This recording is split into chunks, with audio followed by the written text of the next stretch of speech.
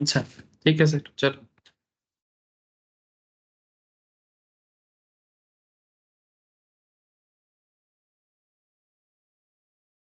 Recording start हो गया है सर, ठीक है।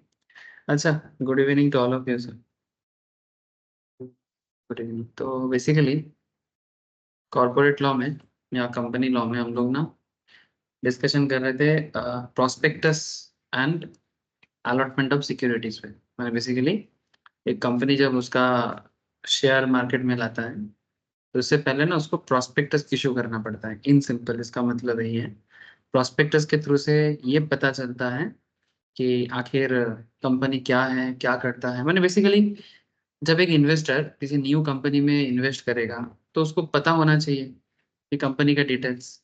अब फर्स्ट टाइम मानो आप लोग स्टॉक मार्केट के बारे में सुने हो, तो ट्रेडिंग वगैरह नहीं, आपको पसंद नहीं आ रहा है या समझ नहीं आ रहा है स्टॉक ट्रेडिंग क्या होता है नहीं होता है, क्योंकि उसके लिए एक अलग स्किल चाहिए। लेकिन आपको किसी ने बोला कि भाई बैंक में पैसा रख के तो पैसा नहीं ग्रो होता है, इन्फ्लेशन भी हम लोग हार्डली बीट कर पाते हैं। जैसे इन्फ्लेशन रेट अगर 5.5-6% है, बैंक में पैसा रख के हार्डली 6.5-7% मिलता है। तो पोस्ट ऑफिस भी ऑलमोस्ट 7-8% से ज़्यादा देता नहीं है। तो हम लोग इन्फ्लेशन को अगर बीट कर भी देते हैं तो जोर से जोर 1%, है ना। तो बेसिकली तुम पैसा को ग्रोथ करने के लिए सोचते हो, पर ग्रोथ तुम्हारा कांस्टेंट रह जाता है। मैंने बेसिकली तुम इतना बोल सकते हो कि मैं तुम्हारे पास एक साल पहले जितना पैसा था, एक साल बाद तुम्हारे पास ऑलमोस्ट सेम पैसा है। सपोज तुम बैंक में 1 लाख टका जमा किए, बैंक वाले तुमको 7% इंटरेस्ट दिया, ठीक है। तो 1 लाख टका में 7% इंटरेस्ट मतलब क्या होता है, 7,000 टका, 7,000। तुमको लगा तुम्हारा 7,000 टका आ गया, मैंने ग्रो कर गया। लेकिन सिमिलरली एक साल पहले तुम कोई भी चीज को जितना दाम पे खरीद सकते थे, 1 ईयर लेटर ऑलमोस्ट उस चीज का दाम 5-6 हजार टका बढ़ गया। तो तुमने हार्डली कितना पैसा एक साल में सेविंग कर पाए? हार्डली 1,000। 1 लाख टका जमा के तुमको एक्स्ट्रा कितना मिला? एक्चुअली हार्डली 1,000 टका मिला, ठीक है। सो खराब लग रहा है ना सुन के, सर 1 लाख टका इन्वेस्ट करके 1,000 ओनली, ठीक है। सो पॉइंट इज दैट कि इस प्रॉब्लम को सॉल्व करने के लिए आजकल पब्लिक के पास एक नया टेक्निक आया है। और नया टेक्निक क्या है कि पब्लिक चाह रहा है कि नहीं, हम ऐसे जगह में पैसा लगाएंगे जो जहाँ पर मेरा पैसा का ग्रोथ होगा, जहाँ पर मुझे थोड़ा सा ग्रोथ मिलेगा। तो ये प्रॉब्लम में ना प्रोस्पेक्टस का एक बहुत बड़ा रोल प्ले हो जाता है। और ये चीज़ आज नहीं, काफी दिनों से चल रहा है। आजकल डिजिटल हो गया है, पब्लिक पब्लिक के पास इसके बारे में ना काफी जानकारी हो चुका है। जैसे एक कंपनी रिसेंटली लिस्टेड हुआ, गो डिजिट शेयर प्राइस। देखो ये शेयरिंग डाटा, हाँ एग्जैक्टली, मैं लास्ट दिन दिखाया था, मुझे याद है, इसलिए मैं फिर से दिखाया क्योंकि लास्ट दिन भी हम लोग प्रोस्पेक्टस के लिए गो डिजिट के बारे में ही बात कर रहे थे जब मैं, और ओरिजिनल प्रोस्पेक्टस में। तो गो डिजिट ऑलरेडी लिस्टेड हुआ है 306 रुपीज में, और इसका आईपीओ आया था अराउंड 250 के बीच में। मैं दिखा देता हूँ कि इसका कितने में आया था, कितने में आया था, किसी को याद है? चलो याद नहीं तो कोई बात नहीं, हम याद दिला देते हैं आप।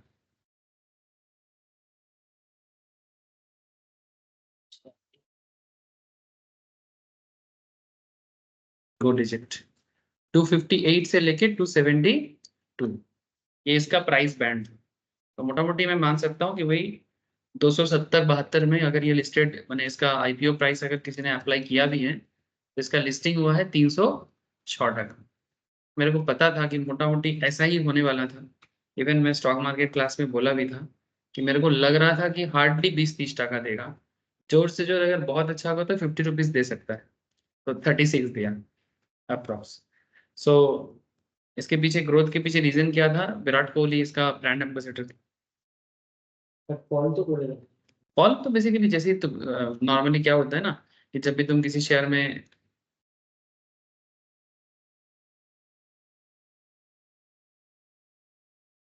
जब भी तुम किसी शेयर में पैसा लगाते हो ना, तो आईपीओ इशू करने के बाद जब कंपनी प्रॉस्पेक्टस इशू करता है तुम उसका प्रॉस्पेक्टस को चेक करते हो। और उसके बाद ये फॉल इसलिए किया है, ये रिसेंट जैसे ही मार्केट में 306 में ये बुक हुआ, 306 के बाद इसमें लगातार सेल चला है। क्यों? क्योंकि जो कोई भी अप्लाई किया था कल ही लिस्टेड हुआ ये, कल लिस्टेड होने के बाद ये फॉल इसलिए किया क्योंकि लोग प्रॉफिट बुक, मैंने तुमने बाई किया था और फिर लगातार तुमने सेल करता है, और जिन लोगों को पहले नहीं मिला था वो लोग अभी खरीदने के लिए लाइन लगाते, इसलिए। लेकिन अभी इसका बिजनेस कैसा चलेगा नहीं चलेगा ये आपको अपकमिंग और 1-2 महीने में और पता चलेगा, 1 साल में पता चलेगा कि गो डिजिट जनरल इंश्योरेंस कैसे बिजनेस कर रहा है नहीं कर रहा है। वो मार्केट से पता चलता है। बट मार्केट तो ये अब तो ये सेकेंडरी मार्केट में आ गया। अब तो इसका जो मार्केट है इसको हम लोग क्या बोलते हैं, सेकेंडरी मार्केट। बट प्रोस्पेक्टस के थ्रू से हमें जो पता चलता है उसको बोलते हैं sir primary market. Primary market in the sense ये कंपनी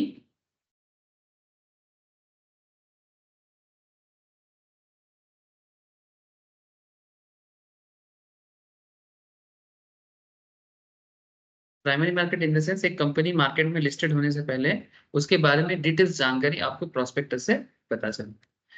सेक्शन 32 कंपनीज एक्ट के हिसाब से इस प्रोस्पेक्टस को हम लोग बोलते हैं DRHP।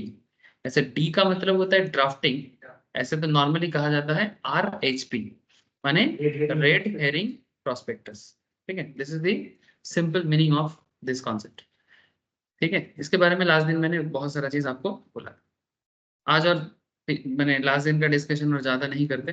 लास्ट दिन में आपको और कुछ चीजें बोला था, जैसे कि आपको मैंने ये बताया था कि prospectus and allotment of securities के बारे में सेक्शन 23 से लेके 42 डिस्कशन करता है। एंड सेक्शन 23 से 42 public company as well as private company दोनों पे लागू होता है। मैंने तुम पब्लिक कंपनी के लिए भी ये सेक्शंस को यूज कर सकते हो, प्राइवेट के लिए भी यूज कर सकते हो। मार्केट में पैसा रेज करने के लिए प्रोस्पेक्टस इशू करने का एंड रिलेटेड मैटर्स के बारे में सेक्शन 23, 26, 29, 31, 32, 25, 28, 27 एंड 40 ये sub section mainly issue of prospectus and related matters पे बात करता है। अलॉटमेंट ऑफ सिक्योरिटीज सेक्शन 39 पे बोला गया। अलॉटमेंट ऑफ सिक्योरिटीज के बारे में सेक्शन 39 में बोला गया। मैंने सिक्योरिटी अलॉटमेंट, अलॉटमेंट का मतलब है कि जैसे मानो से फॉर एग्जांपल गो डिजिट का ये जो शेयर मार्केट में आया है और आने के बाद ये अलॉट किया गया। अलॉट किया गया मैंने जो जितना लोग इसके एप्लीकेशंस में मैंने इशुएंस में पार्ट लिया था, ठीक है, पार्टिसिपेट किया था, उसके बाद इसका एक देखो यहाँ पूरा सिस्टम दिया है। इशू पीरियड था 15 मई से लेके 17 मई, माने 15 मई से लेके 17 मई तक गो डिजिट का जो प्रोस्पेक्टस है वो मार्केट में इशू किया गया और लोगों ने इसका भरपूर मात्रा में इसका एप्लीकेशंस को लिया। फिर आपका डेडलाइन था यूपीआई के थ्रू से, मैंडेट आपको खत्म यूपीआई के थ्रू से होता है। यूपीआई मैंडेट था until 5 PM on the issue closing date, that is 17 मई का 5 PM तक आपको यूपीआई मैंडेट की तरह। यूपीआई मैंडेट माने आप जब अप्लाई करोगे अपने ब्रोकर के थ्रू से, when you are applying through your broker, तो आपका जो पैसा होता है ना एप्लीकेशन के थ्रू से, सपोज आपने एक लॉट खरीदा, तो अगर आपने 272 करके एक लॉट में मोटा मोटी 14-15 हजार का कम से कम होता है। लॉट साइज के बारे में भी ना बोल देता है 55, तो 272 इंटू 55 जितना होता है उतना अमाउंट तुम्हारा ना ब्लॉक कर देता है। यूपीआई मैंडेट के थ्रू से ब्लॉक हो जाएगा। मैंडेट होने का मतलब है कि अभी ये पैसा आपसे तो लिया गया, आपके बैंक अकाउंट में इसको लियन कर देगा। डेबिट प्रोबेबल डेबिट है, माने not exactly debit, may be prospective debit, माने हो सकता है। लेकिन बैंक अकाउंट से 15,000 अप्रॉक्स 15,000 अमाउंट कंप्लीटली गायब नहीं हो जाएगा। आपके बैंक अकाउंट में ये दिखेगा बट आप उसको यूज नहीं कर सकते। माने लियन माने क्या होता है कि सपोज आपने एक लॉट लिया तो 1 लॉट इक्वल्स टू अगर 15,000 अमाउंट होता है, वो 15,000 बैंक अकाउंट में बैलेंस से डिडक्ट होकर दिखाएगा, अकाउंट में बैलेंस शो करेगा कि 15,000 इज इन लियन, ठीक है, यूपीआई मैंडेट करके। लेकिन आप उसको यूज नहीं कर सकते फॉर सर्टेन डेट तक। जैसे कब तक नहीं कर सकते, जब तक कंपनी अलॉट ना कर दे। क्योंकि आपने अप्लाई किया था तो 17 मई से लेके 21 मई तक, 21 मई तक आपका ये फाइनलाइजेशन ऑफ अलॉटमेंट का एरिया है। अगर आपको कंपनी शेयर इशू कर देता है थ्रू अलॉटमेंट, ठीक है, जिसके बारे में हम लोग अभी लॉ में पढ़ा कि अगर हमें अलॉटमेंट करता है, अलॉटमेंट ऑफ सिक्योरिटी सेक्शन 39, ठीक है, सिक्योरिटी अलॉटमेंट के बारे में जो रूल्स रेगुलेशन है वो कहाँ पर बोला गया है सर? सेक्शन 39 पे। अगर कंपनी आपको अलॉटमेंट कर देता है, इसके बाद आपको initiation of refund, initiation of refund, refund कब देगा सर? मई 22 को। अच्छा, रिफंड क्यों देगा? जिसको शेयर नहीं मिलेगा, ठीक है, जिसे शेयर नहीं मिलेगा उसे रिफंड दिया जाएगा, ठीक है। अगर आपका पैसा डिडक्ट हो जाता है, इसका सिंपल मतलब होता है कि आपको शेयर अलॉट हो चुका है। और अगर आपका पैसा नहीं काटा, इसका मतलब आपको अलॉटमेंट नहीं मिला, ठीक है। क्रेडिट ऑफ शेयर्स 22 तारीख को हुआ है, लिस्टिंग यस्टरडे हुआ है 23 तारीख को, ठीक है। और जो मैंडेट आपका बना हुआ था वो जून 1 तारीख तक मैंडेट बना रहेगा। उसके बाद जिसका जो भी पैसा है वो उसको, अगर शेयर अलॉट नहीं हुआ है तो मिल जाएगा, ठीक है। तो ये होता है एक नॉर्मल प्रोसीडियर रियल लाइफ में। आई होप कि आप लोगों को बात समझ में आ रहा है सर, प्रोसीडियर समझ में आया आप लोगों को कि रियल लाइफ में किस तरह से एक शेयर एप्लीकेशन से लेके अलॉटमेंट का प्रोसेस कंप्लीट होता है। हेलो, बोलो सर। ठीक है सर। अच्छा, तो allotment of securities section 39, penalties. अगर आप इस रिलेटेड मैटर में कोई भी रूल्स रेगुलेशंस फॉलो प्रॉपर्ली नहीं कर पाते हो तो फिर आपको section 34, 35, 36, 37 and as well as section 447 जो कि एक फ्रॉड का सेक्शन है।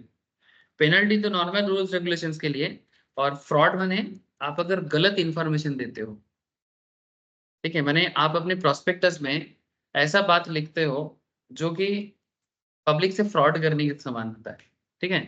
तो अगर SEBI as well as company law या गवर्नमेंट, मैंने कंपनी लॉ माने मिनिस्ट्री ऑफ कॉर्पोरेट अफेयर्स, आपको गिल्टी पाते हैं ना तो फ्रॉड का सेक्शन लगा के जेल में डाल देगा जो भी रिलेटेड पर्सन, की managerial person. Normally company secretary का बहुत बड़ा खतरा होता है सब केसेस में, चार्टर्ड अकाउंटेंट भी फंस सकता है, ठीक है, क्योंकि लीगल मैटर है। तो सीएस का एरिया बड़ा इंपॉर्टेंट है। अच्छा, तो ये सब बात हम लोग लास्ट दिन किए थे। जब public offer as well as private placement, this is another very important area कि public offer and private placement ये क्या कॉन्सेप्ट है। नॉर्मली पब्लिक ऑफर के बारे में ही मैं बात कर रहा था, जैसे जिसमें मैं बात कर रहा था दिस इज आईपीओ। आईपीओ माने फर्स्ट टाइम जब एक कंपनी मार्केट में आता है, this is called IPO. IPO माने initial public offer.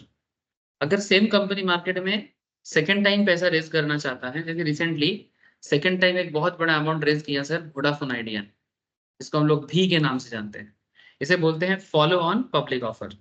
Offer for cell के बारे में भी मैंने लास्ट दिन क्लास में बोला था कि अगर एग्जिस्टिंग शेयर होल्डर जो ऑलरेडी कंपनी में बहुत दिनों से इन्वेस्ट करके रखा है, या जो बिजनेस के स्टार्टिंग टाइम से ऑलमोस्ट है या बीच में भी आया और ऑलमोस्ट 1 साल 2 साल मार्केट में उसका उस पर्टिकुलर स्टॉक में इन्वेस्ट है या बिजनेस में इन्वेस्ट है, तो वो एक्चुअली छोड़ के निकलना चाहता है, जो बहुत बड़ा मात्रा में basically they are in a promoter category. Normally promoting category माने जो लोग बिजनेस के स्टार्टिंग से हैं या जिनका बहुत बड़ा मात्रा में कंपनी में शेयर होल्डिंग रहता है। ऑफर फॉर सेल उनके लिए लाया जाता है क्योंकि वो लोग थोड़ा प्रॉफिट बुक करके कुछ पैसा देखना चाहता है फॉर देयर मैंने इन्वेस्टमेंट, इन्वेस्टमेंट का रिटर्न पाना चाहता है, ठीक है। सपोज किसी ने, जैसे गो डिजिट में भी हुआ है, किसी ने 60 टका में जब बिजनेस स्टार्ट हुआ था 40 या 60 रुपीज में शेयर खरीदा था, और जब बेचा तो 270 टका में बेचा।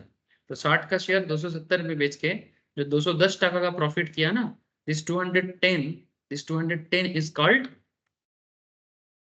कैपिटल गेन, ठीक है। और ये offer for cell normally existing share holder का एक एग्जिट रूट है। नहीं तो बड़ा बड़ा इन्वेस्टर का बड़ा बड़ा पैसा, हम लोग जो मार्केट में पैसा लगाते हैं हम लोगों के लिए क्या है ना, हम लोग को उतना दिक्कत नहीं है क्योंकि मार्केट में ट्रेड होके हम लोग निकल सकते हैं, जो ओपन मार्केट में अवेलेबल होते हैं हम लोगों के लिए एनफ है। सपोज हमारे पास 10 शेयर है, आपके पास 50 शेयर है, किसी के पास 1000 शेयर है, किसी के पास 100 शेयर है, किसी के पास 500 शेयर है। तो ये जो 500 1000 ना, ये चिंदी चिंदी जो छोटा छोटा चीजें हैं, it's a very simple matter for company, ठीक है। मैंने मार्केट में इतना फ्री फ्लोट होता है कि ये इजीली हैंड ट्रांसफर कर सकता है। लेकिन किसी के पास 1 लाख शेयर है, किसी के पास 5 लाख शेयर है, ये कैसे हैंड ट्रांसफर होगा? ठीक है, तो ये एक ही उपाय होता है कि अगर कंपनी को पब्लिक ऑफर करने का मौका मिले, चाहे आईपीओ या फिर एफपीओ, उसी टाइम पीरियड में ये ओएफएस भी एट ए टाइम पे आ जाता है। ज्यादातर केस में देखा जाता है कि आईपीओ के साथ साथ ही ऑफर फॉर सेल चलता है। ये चीज मैंने आप लोगों को लास्ट क्लास में भी आई थिंक बताया था, ये देखो। हाँ ना sir, equity share indicating 10 each, equity share face value 10 each, offer for cell, हाँ द टोटल ऑफर साइज, और इसमें सेबी रूल रेगुलेशंस भी दिया है, फ्रेश इशू लास्ट दिन बोला था आप लोगों को। और ये देखो पुराना शेयर होल्डर कौन कितने दाम पे शेयर खरीदा था, प्रोमोटर, ये देखो Go Digit Info service private limited जो प्रोमोटर है, उनका एक एक शेयर खरीदा हुआ था 13 टका, 13 रुपीज 5 7 में। बाद में बीच में निकिता मिहिर वकारिया जॉइंटली ये लोग भी 172 में, कोई 250 में, कोई 221 टका में भी शेयर परचेज किया। समझ में आ रहा है? तो ये जो एग्जिस्टिंग वाले हैं ये लोग एक्चुअली निकलना चाहते, तो जब ये लोग निकलेगा उनके लिए ऑफर फॉर सेल का एरिया काम करता है। आशा करता हूँ सर बात आप लोगों को समझ में आ रहा है।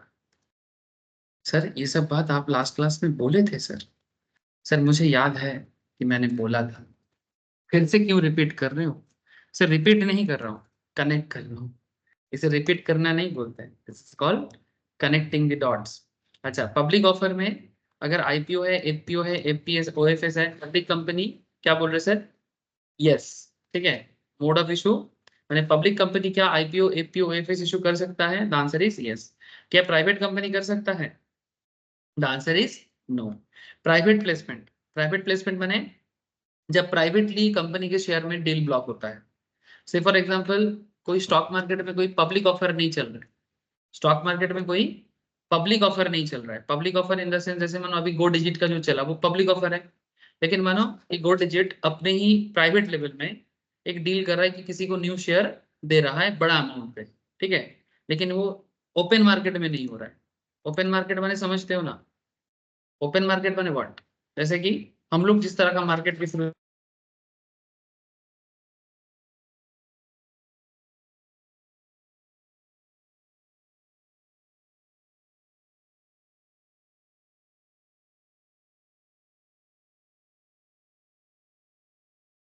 अच्छा।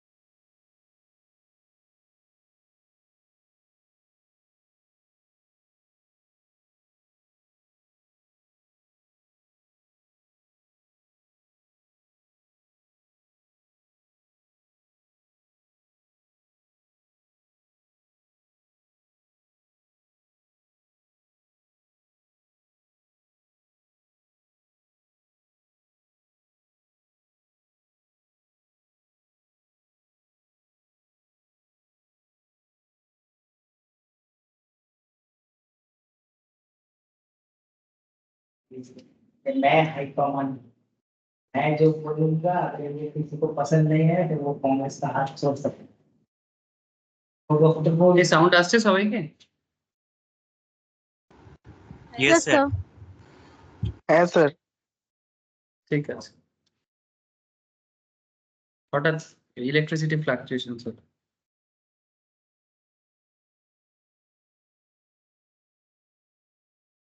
ঠিক আছে, চলো।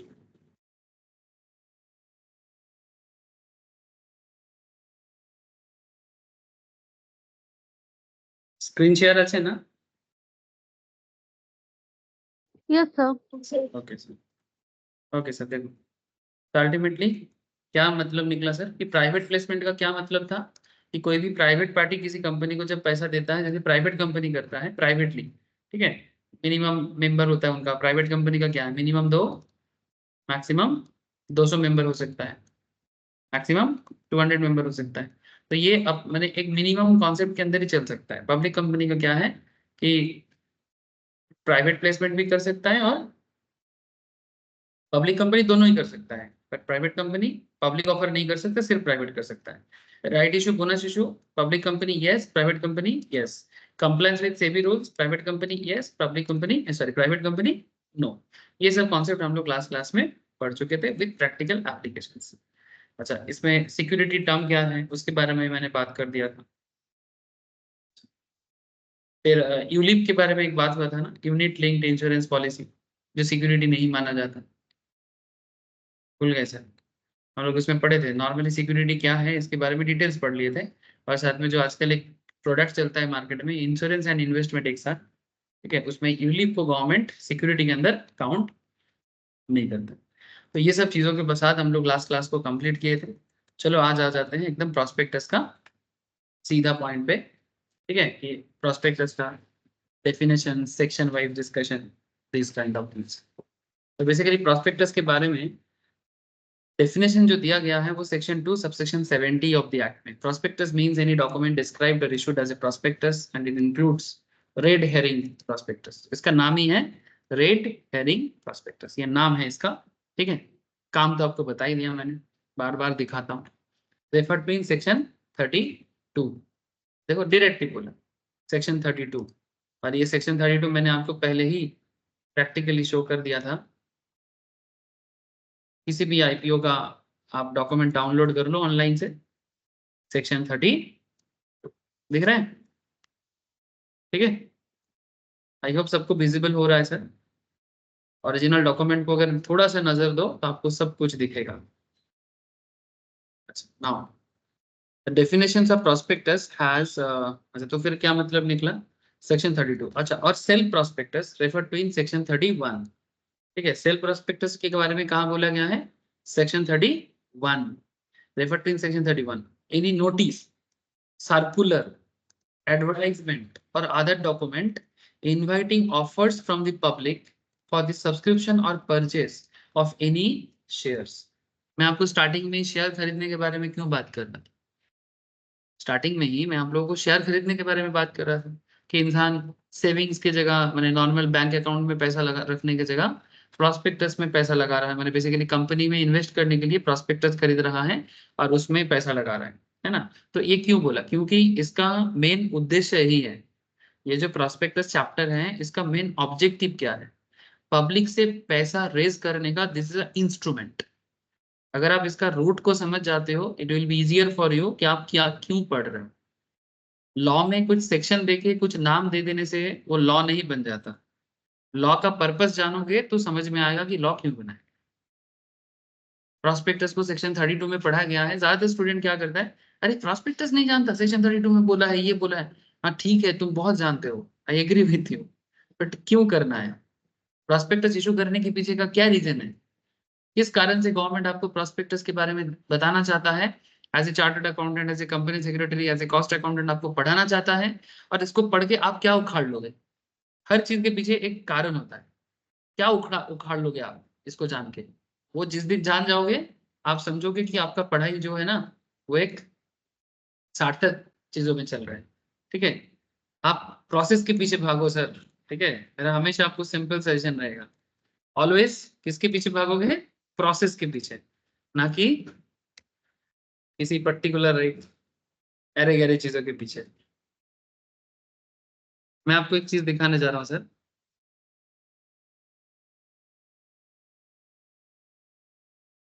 सेल्फ प्रोस्पेक्टस क्या है? अभी सेक्शन 31 भी था ना, सेल्फ प्रोस्पेक्टस। सर ये है सेल्फ प्रोस्पेक्टस। सेल्फ प्रोस्पेक्टस ना एक बार इशू करता है और उसके बाद आप डिफरेंट ट्रांचेस पे पैसा रेज कर सकते हो। एक बार इशू कर दो, बार बार इशू नहीं करना होता है सेल्फ प्रोस्पेक्टस। एक बार इशू कर दो और फिर डिफरेंट डेट पे एवरी ईयर एवरी 6 मंथ छोड़ छोड़ के आप अपने हिसाब से पैसा रेज करो, क्योंकि एट ए टाइम में पूरा पैसा नहीं उठाना होता है। नॉर्मली डिवेंचर वगैरह के केस में सेल्फ प्रॉस्पेक्टस इशू किया जाता है। আচ্ছা এটা একবার ইস্যু করবে, हाँ, ইস্যু করার পর মানে এবার আইপিও 6 মাস 3 এফপিও এরকম পরপর করতে পারে। क्या नहीं समझाया वो? স্যার আপনি বলছেন না যে এটা একবার ইস্যু করলে একবার ইস্যু করার পর 3 মাস 6 মাস পর পয়সা তুলতে পারে মার্কেট। হ্যাঁ, ডিফারেন্ট ট্রাঞ্চেসে করবে, ডিফারেন্ট ট্রাঞ্চেসে করবে। মানে এরকম নয় কি একেবারেই পুরো টাকা, যেমন আইপিও ফাইপিওর ক্ষেত্রে এরকম কোনো ডিফারেন্ট ট্রাঞ্চেস হয় না, একেবারেই পুরো টাকা আজকের দিনে দিতে হয়। হ্যাঁ আমি সেটাই ঠিক আছে, সেটাই কিন্তু এদের ক্ষেত্রে কি হয়, এরা ডিফারেंट ट्रांचेस তুলতে পারে। এটা এখানে লিখেছে, লুক এট দিস। ये महिंद्रा फाइनेंस का है, Mahindra and Mahindra financial service limited 2017 का यहाँ पे है। ऐसे गूगल करने से और मिल सकता है। और company was incurred in Mumbai Maharashtra. ये डिटेल्स दिया है कंपनी का, रजिस्टर्ड ऑफिस का डिटेल्स दिया है, से company secretary and compliance officer Mrs Arnavaz and mister Pardiwala, उनका डिटेल्स दिया है। Public issue by Mahindra and Mahindra Finance Service Limited, company of the or the issuer up to 2 crore unsecured subordinated redeemable non-convertible debenture NCDA, non-convertible NCD कितना 2 lakh up to 2 crore, ठीक है, of the up to 2 crore unsecured debenture, unsecured subordinated redeemable non convertible. Non convertible माने इसे हम लोग share में transfer नहीं कर सकते, ठीक है। और ये अनसिक्योर्ड है, माने इस पर्टिकुलर जो भी ये वाला शेयर परचेस करेगा उसके बदले उसको कंपनी की तरफ से कोई एसेट उस पर मॉर्गेज नहीं रखा जाए या किसी भी तरह का चार्ज क्रिएशन नहीं हो। आगे चैप्टर आएगा उसमें मैं चार्ज के बारे में बात करूंगा आपसे, तो तब आपको मैं चार्ज समझा दूंगा कि चार्ज क्या होता है, ठीक है। इसमें एक चीज देखो, इसको बोलते देखो, for any tranche issue each A tranche issue. Tranche issue माने तुम एक बार इशू कर दिया ना, अब तुम बार बार इसके थ्रू से पैसा रेज कर सकते हो जब तक तुम्हारा पूरा अमाउंट होना है। প্রসপেক্টাস দেখালে আর কি পাবলিক। हाँ, माने इसी प्रोस्पेक्टस के थ्रू से, माने सेबी को बार बार इसके लिए तुमको परमिशन लेने का जरूरत नहीं, क्योंकि मार्केट से पैसा रेज करने के लिए तुमको सेबी का परमिशन चाहिए होता है ना, ठीक है। जैसे दिखाता हूँ, India pool housing, recently India bull housing similar kind of last year किया था बॉन्ड ही देखो, India bull housing finance public issue of secured redeemable non convertible debentures दिखाई दे रहा है। ये देखो, ये कितना ट्रांस बोला, 6 इशू ओपन, यानी ये बहुत दिन से चल रहा है सर, इसका 6th इशू चल रहा है, ट्रांचेस 6, माने इसके पहले 1 2 3 4 5 हो चुका है। समझ में आ रहा है सर? इससे पहले 5 इशू ऑलरेडी हो चुका है। 10 ईयर देखो, मिनिमम एप्लीकेशन कितना है, ये बॉन्ड का है, security cover of 1.25 times of the principal amount and interest thereon, minimum application 10,000 का है, ये बॉन्ड का है सर, डिवेंचर का। सिक्योर्ड, ये सिक्योर्ड है, अनसिक्योर्ड नहीं है। महिंद्रा फाइनेंस का जो मैं दिखा रहा था वो अनसिक्योर्ड था, secured redeemable non convertible debenture. Coupon rate कितना बोला, 10.75, माने इंटरेस्ट मिलेगा आपको। उसके साथ साथ अगर ये मार्केट में ट्रेडेबल होगा एनएसई में, तो आपका जो फेस वैल्यू रहेगा ना डिवेंचर का, नॉर्मली 1000 रहता है, तो 1000 से एक्स्ट्रा भी जा सकता है। मैंने अगर मानो 1000 से 1077, अब जितना नंबर ऑफ शेयर तुम्हारा रहेगा उतना तुम्हारा कैपिटल गेन भी हो सकता है, वो सब्जेक्ट टू डिपेंड करता है। बट मेनली आप किस लिए आते हो, इंटरेस्ट के लिए। 10,000 टका मिनिमम एप्लीकेशन अमाउंट है, उसमें आपको नंबर ऑफ डिवेंचर्स दिया जाएगा। सपोज 1000 टका करके है तो फेस वैल्यू अगर 1000 है तो 1000 के हिसाब से 10 डिवेंचर तुमको मिलेगा, ठीक है।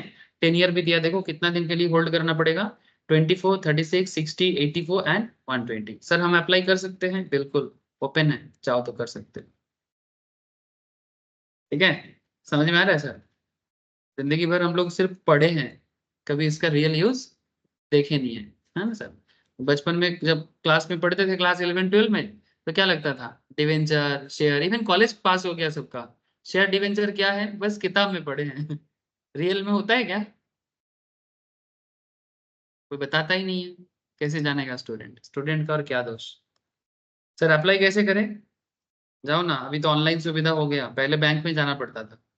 ठीक है, first name, last name, mobile number, email ID, city put करो।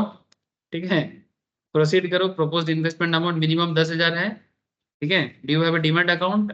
नॉर्मली चाहिए होता है, ना होने से भी देता है डिवेंचर, बट रहने से सुविधा होता है। ठीक है, सबमिट करो। सबमिट करने के बाद एक टाइम के बाद वो आपको अलॉट करेगा। प्रोस्पेक्टस देखना चाहते हो? चलो देख लो। देखो सर, जो भी आप पढ़ रहे हो उसका रियल लाइफ एग्जैक्ट एप्लीकेशंस आपके सामने, लेटेस्ट वाला tranche 6 prospectus May 8 2024। Just go through this, कितना अमाउंट है, क्या है, नहीं है, सब कुछ आपको यहाँ पर मिलेगा। স্যার এটা হচ্ছে সেলফ প্রসপেক্টাস हाँ, सेल प्रोस्पेक्टस है ये, सेल प्रोस्पेक्टस है। This also shelf prospectus. आशा करता हूँ सर आप लोग जो पढ़ रहे हो उसको समझ पा रहे हो। ठीक है, चलो मैं और आगे बढ़ता हूँ। अच्छा, तो एक हो गया सेक्शन 32, यही दो सबसे पॉपुलर प्रोस्पेक्टस है। ठीक है, और एक होता है एड्रिच प्रोस्पेक्टस, उसके बारे में बाद में बात करता हूँ। ठीक है, तो पॉइंट क्या हो गया sir? Prospectus, sale prospectus refer in section 31 any. अच्छा, इसके साथ साथ अगर कंपनी की तरफ से किसी भी तरह का सर्कुलर, एडवर्टाइजमेंट और किसी भी तरह का डॉक्यूमेंट जिसमें पब्लिक को वो ऑफर करता है शेयर परचेज करने के लिए, उसे भी हम लोग प्रोस्पेक्टस कहेंगे। मतलब नोटिस देके भी अगर पैसा मांगते हैं ना, that is also prospectus. The definition of prospectus has two limbs, means part and include part, with 4 elements in totally. These 4 constituents can be appreciated through diagram. चलो देख लेते हैं क्या क्या होता है। प्रोस्पेक्टस का मीन्स क्या होता है और इंक्लूड्स क्या होता है, ये लीगल भाषा है। मीन्स माने एनी डॉक्यूमेंट डिस्क्राइब्ड और इशूड एज ए प्रोस्पेक्टस, उसे प्रोस्पेक्टस कहेंगे। इंक्लूड में जैसे shelf prospectus, red herring prospectus and any notice, circular, advertisement और other document inviting offer from the public, ये होता है प्रोस्पेक्टस का इंक्लूड्स। माने प्रोस्पेक्टस के अंदर क्या रहता है, और मीन्स माने प्रोस्पेक्टस होता क्या है। That's a very simple thing. Out of 4 constituents of prospectus definition, first 3 are quite clear, है ना? But the fourth one, that is document inviting offer from the public, considered as deemed prospectus or prospectus by implications, need to be decoded further that too in context of section 25 and landmark judicial pronouncement elaborated। चलो बाद में इसका एक concept आएगा। ये जो fourth point में जैसे बोला है ना, any notice, circular, document inviting offer from the public, इसको लेके बाद में कुछ जुडिशियल प्रोनाउंसमेंट भी है, माने कुछ लीगल केसेस हुआ है, उसके बारे में आगे बोला है। अच्छा, डीम्ड प्रोस्पेक्टस सेक्शन 25, चलो देखते हैं। डॉक्यूमेंट्स कंटेनिंग ऑफर और securities for sale, deemed prospectus, ये भी बड़ा पॉपुलर एक पॉइंट है कि किसे हम लोग डीम्ड प्रोस्पेक्टस मान सकते हैं। सबसेक्शन 1 सेक्शन 25 कहते हैं where a company allots or agrees to allot। अब देखो अलॉट अलॉट वगैरह वर्ड आप लोगों के लिए अननोन नहीं होगा, आप लोग समझ गए किस अलॉटमेंट का बात चल रहा है ना? लैंड अलॉटमेंट की share allotment, you already understand. So subsection 1 provides where a company allots or agrees to allot any of its securities, security माने share or debenture whatever, with a view that those securities, all or any part thereof, being offered for sale to the public, any document by which the offer is made, जिस document के through से उस offer को किया जाएगा, shall deem to be a prospectus, उसी को prospectus मान लिया जाएगा। issued by the company for all purposes, चाहे वो प्रोस्पेक्टस सेक्शन 31 के हिसाब से बनाया हो या ना हो, सेक्शन 32 के हिसाब से बनाया हो या ना, यानी नोटिस, सर्कुलर, इस तरह का जो भी चीज जिसके थ्रू से पब्लिक के से पास से पैसा लेने का एक अरेंजमेंट या तरकीब उठाएगा, उसी को प्रोस्पेक्टस मान लिया जाएगा। ठीक है, ऑल द एनैक्टमेंट्स, एनैक्टमेंट माने law, rules of law containing provisions pertaining to prospectus matters to be stated, liability for misstatement shall apply to such deemed prospectus also। माने अगर सर्कुलर में, नोटिस में या इस तरह का चीजों में अगर किसी भी तरह का मिसस्टेटमेंट होगा, उसका लाइबिलिटी की सेम प्रोस्पेक्टस के केस में जो लाइबिलिटी फॉर्म होता है सिमिलरली होगा। माने क्या होता है ना, मानो किसी ने नोटिस सर्कुलर देके पैसा मांगा है, प्रोस्पेक्टस इशू करके नहीं, तो रूल कहता मैंने जब लीगली कुछ प्रॉब्लम होता है तो बोलेगा मेरा प्रोस्पेक्टस में प्रॉब्लम नहीं था, मेरे नोटिस में प्रॉब्लम था। तो गवर्नमेंट कहते भाई प्रोस्पेक्टस का प्रॉब्लम और नोटिस का प्रॉब्लम है, एडवर्टाइजमेंट का प्रॉब्लम, वो भी हम लोग सेम प्रॉब्लम मानेंगे जैसे कि प्रोस्पेक्टस में ही गलती हुआ। The purpose of deeming provision is to protect gullible investors from various fraudulent practice। माने ताकि इन्वेस्टर जो नॉर्मल छोटा छोटा इन्वेस्टर्स है ना, उनको प्रोटेक्ट करने के लिए ही इस तरह का डिसीजन लिया गया है। और जब छोटा छोटा इन्वेस्टर को प्रोटेक्शन मिलेगा तो इंडियन मार्केट भी फूलेगा और फलेगा। क्योंकि पहले क्या था ना, ये सब जो डॉक्यूमेंट्स है, इस तरह का जो इन्वेस्टमेंट है ना, इस तरह का इन्वेस्टमेंट के बारे में आम आदमी को ना कोई पहुंच नहीं था। नॉर्मल लोग जिनको फाइनेंस का सेंस नहीं था, जिनको स्टॉक मार्केट उनके लिए एक बहुत दूर का कुछ चीज था, मार्केट में एक हवा था कि भाई स्टॉक मार्केट हम लोग के लिए बस का बात नहीं है ना। डिवेंचर तो बस किताब में ही पढ़े हैं, कभी टच कैसे कर सकते पता नहीं, क्योंकि लोगों को बैंकिंग एंड फाइनेंस का सेंस नहीं है। बैंक में जाते हैं पैसा डालने के लिए, बैंक में डिवेंचर का प्रोस्पेक्टस भी मिलता है या शेयर इशू का प्रोस्पेक्टस मिलता है, कभी तो कोई पढ़ा ही नहीं है। और अगर पढ़ा भी है तो किसी ने बताया नहीं कि प्रैक्टिकली ऐसा कुछ हो सकता है। दो चार लोग अभी देखना पुराने जमाने का, लाखों में एक मिलेगा जिनका दादाजी का शेयर डॉक्यूमेंट्स किसी के घर पे भी है। घर घर में नहीं मिलता है, लाखों में एक घर में आपको मिलेगा कि किसी का दादाजी शेयर में इन्वेस्ट करके गया है, फिजिकल डॉक्यूमेंट अभी भी पड़ा हुआ है, और जैसे उसको मिलता है बाद में तो उसको डिजिटल बनाने के लिए वो सोचता है कि क्या करें। कुछ नहीं करना है, एनएसडीएल सीडीएसएल के ऑफिस में जाओ, वो लोग कर देगा। अगर रिडीम नहीं हुआ है तो। अगर रिडेम्पशन हो चुका है फिजिकल डॉक्यूमेंट्स में तो फिर और क्या मिलेगा, वो देख के बता सकता है। डीमैट अकाउंट नंबर होता है उसमें, वो देख के बता देगा अगर किसी का दादाजी का, ठीक है, ऐसा कुछ है तो। अच्छा, presumptions of view intent to offer securities for sale to the public under subsection 1 as per subsection 2 allotment is presumed to have been made with a view of offering them to the public where either of the following condition fulfilled: securities are offered to the public within 6 months of allotment and where a full consideration has not been received, माने अगर public ने पूरा पैसा नहीं दिया by the company at the date of offer to the public, ठीक है, तो इस तरह का ऑफर डॉक्यूमेंट्स का केस मानते हैं। जैसे यहाँ पर देखो एक बोला है, subsection 1 and 2 of section 25 are not exhaustive in nature. There may be certain other situations when issuing documents may construe as deemed prospectus। यहाँ पर एक केस दिया है, सेबी वर्सेस एक पेपर मिल, क्या नाम है, Kunnamkulam, I think south का नाम है, SEBI versus Kunnamkulam paper mills limited, where right issue is made to existing member। Right issue normally आप एग्जिस्टिंग मेंबर को ही कर सकते हो, जो एग्जिस्टिंग शेयर होल्डर है उसी को हम लोग राइट इशू कर सकते हैं। राइट इशू माने सेम कंपनी का शेयर जिसमें आपका इन्वेस्टमेंट है, वही कंपनी आपको, से फॉर एग्जांपल कंपनी का मार्केट में प्राइस चल रहा है 100 रुपीज, मार्केट प्राइस से कम रेट में आपको शेयर इशू करता है। कई बार 100 का शेयर आपको 50 में भी मिल सकता है, 60 में भी मिल सकता है, may be 50% discount, 70% discount, 30% discount. Company अपने मार्केट स्ट्रक्चर के हिसाब से, डिमांड सप्लाई के हिसाब से रेट रखता है।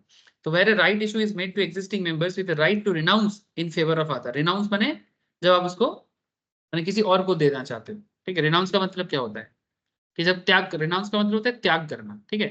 so where a right issue is made to existing member with a right to renounce in favor of others if the number of such other exceeds 50 50 से ज्यादा हो जाए, it also becomes a deemed prospectus।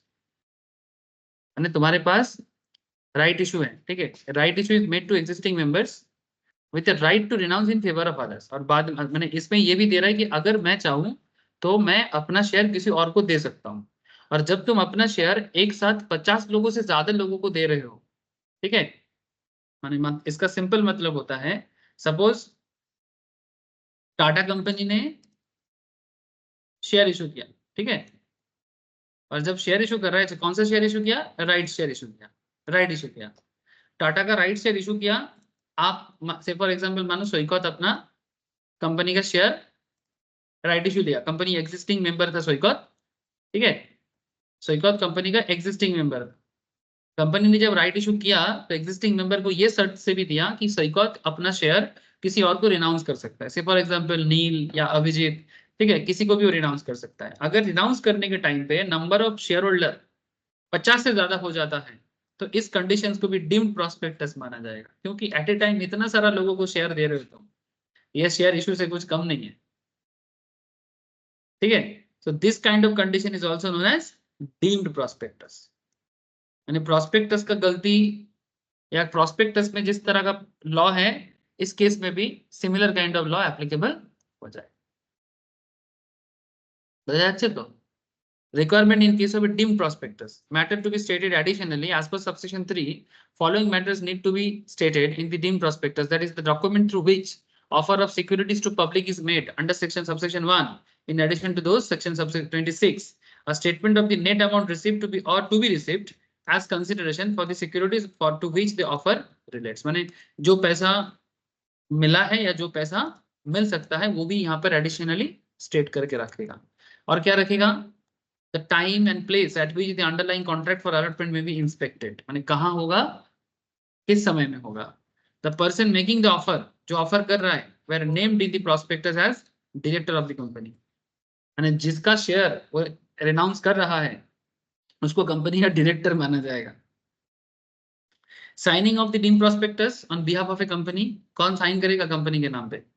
Further, as per subsection 4, it is sufficient if the document, that is dim prospectus, that is through which offer of securities to public is made under subsection 1 on behalf of the company is signed by its two director, माने उसी company का दो director का sign उस prospectus में होना चाहिए।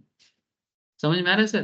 क्योंकि यहाँ पर बहुत बड़ा अमाउंट ऑफ ट्रांसफर चल रहा है और जब ऐसा बड़ा अमाउंट का ट्रांसफर हो जाए 50 से ज्यादा तो गवर्नमेंट बोलता है, सेबी इसके ऊपर केस लड़ा है उस पेपर मिल कंपनी के साथ कि ये तो भाई शेयर ट्रांसफर नहीं, ये तो प्रोस्पेक्टस इशू ही हो गया। समझ में आ रहा है सब? बोलो, सबको समझ में आया डिम प्रोस्पेक्टस?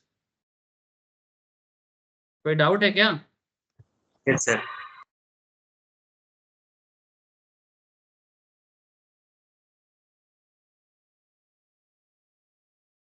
अच्छा, यहाँ पर एक स्टेटमेंट दिया है, आपको बताना है कि ट्रू है कि फॉल्स है और रीजन के साथ।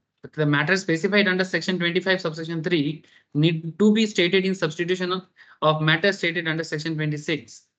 Matter specified under section 25 subsection 3 need to be stated in substitution of matter stated under 26. क्या ये स्टेटमेंट एक ट्रू स्टेटमेंट है? तो आंसर कहता है कि नहीं, ये एक फॉल्स स्टेटमेंट है। 25(3) provides 3 matters that need to be stated in addition to the matters required to be stated in prospectus under section 26, जो हम लोगों ने अभी पढ़ा। ठीक है, जो एक्स्ट्रा 3 मैटर उसमें बताना चाहिए वो भी सेक्शन 26 में हम लोगों ने पढ़ ली। ठीक है, तो इस तरह का सेक्शन रिलेटेड नॉलेज भी आपको, और बेटर अंडरस्टैंडिंग आपको कुछ स्पेशल पढ़ने के लिए भी बोला है, एग्जाम रिलेटेड क्वेश्चन आंसर भी हो जाएगा। देखो, additional reading, since the provision of the act relating to prospectus and the penal provisions are attracted only when the prospectus has been issued means issued to the public. Hence, in the context of invitation to public, inviting offer from the public or offer of securities for sale to public, two valid question arise here. यहाँ पर तो important question arise होता है कि जब एक share company अपना share public को इशू करता है। What constitute as public? What constitute as public? Does only public at large constitute as public? Public at large को ही क्या public बोलते हैं? यहाँ पर public शब्द का मतलब क्या है? लॉ में इस केस में पब्लिक का मतलब क्या है? Term public is not restricted to the public at large, it includes any section of the public. Public at large नहीं, ये पब्लिक का एक पर्टिकुलर सेक्शन भी हो सकता है जिसको स्पेसिफिकली ऑफर किया गया है। मैंने पब्लिक एट लार्ज बने ओपन पब्लिक के लिए नहीं बोल रहा है। पब्लिक एट लार्ज बने पब्लिक भी हो सकता है, मैंने पब्लिक का मतलब पब्लिक एट लार्ज भी हो सकता है और पब्लिक का मतलब एक पर्टिकुलर तबका भी हो सकता है जिसको स्पेसिफिकली ऑफर किया जा रहा है। It is immaterial howsoever such section is selected. किस तरह से कंपनी उसको सिलेक्ट कर रहा है ये यहाँ पर मैटर नहीं कर। Public connotes person not personally known to the promoter as distinguished from his own friends, relatives, connections and activities. ठीक है, तो what constitute public में याद रखना। यहाँ पर और एक क्वेश्चन दिया है, इस था south of England natural gas and petroleum company limited का एक केस यहाँ पर दिया है सभी। 3000 copies of a document which was offered for subscription of shares in a company and which was headed for private circulation only. 3000 copies of document which was offered for subscription of shares in a company and which was headed for private circulation only, circulated to the members of certain number of gas companies. मैंने अगर privately है तो privately private circulation में जितना number of member होगा, अगर private होगा तो 200 मेंबर के अंदर ही सर्कुलेट होगा। 3000 कॉपी ऑफ शेयर जो इशू करने के लिए दिया है, तो इस तरह का फैक्ट्स हो सकता है। क्वेश्चन दिया है what was this the prospectus, legal question इस चीज से आपको मिल रहा है। Should it contain the particular required by the act, ये जो 3000 कॉपी सर्कुलेट हुआ है तो क्या इसको हम लोग प्रोस्पेक्टस बोल सकते हैं? क्वेश्चन कर रहा है आपको, क्या ये प्रोस्पेक्टस होने के लिए सारा पर्टिकुलर रिक्वायरमेंट कंप्लीट कर रहा है? इसका केस लॉ का डिसीजन भी दिया है, इंग्लैंड का केस है।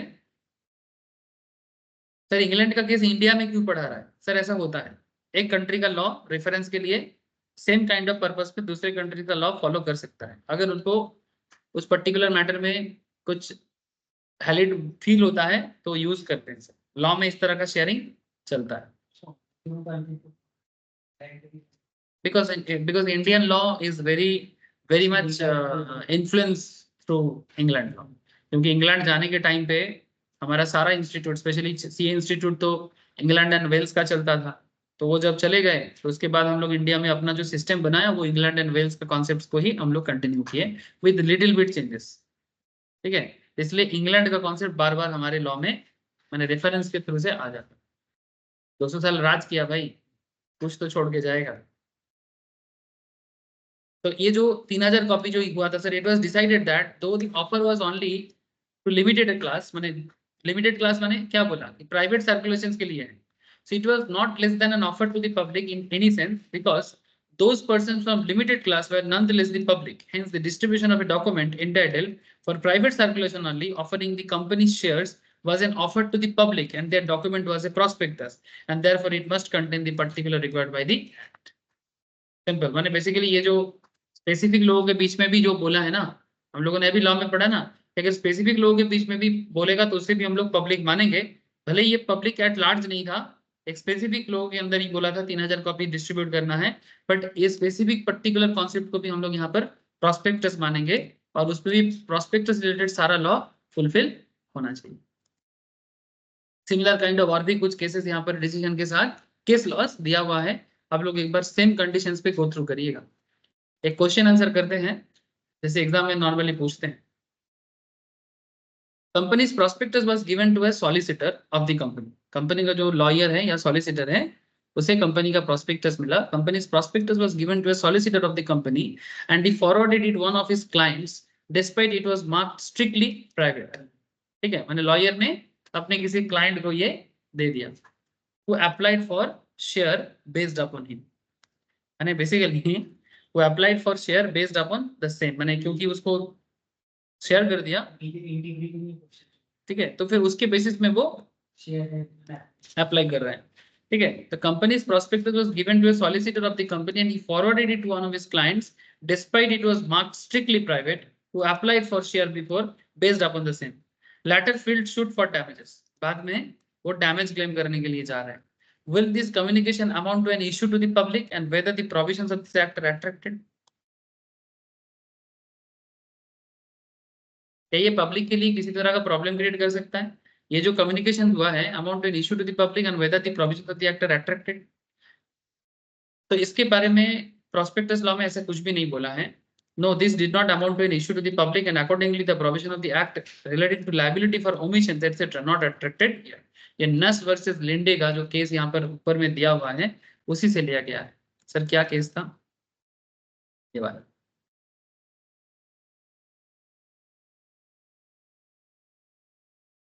Nash applied for a certain shares in a company on the basis of a document sent to him by Linde, the managing director of the company. Company का managing director उनको कुछ documents दिया, उसके basis में उसने company में apply किया share के लिए। The document was marked strictly private and confidential. The document did not contain all the material facts required by the act to be disclosed. Nash filed a suit for compensation for loss suffered by him by reason of the omission.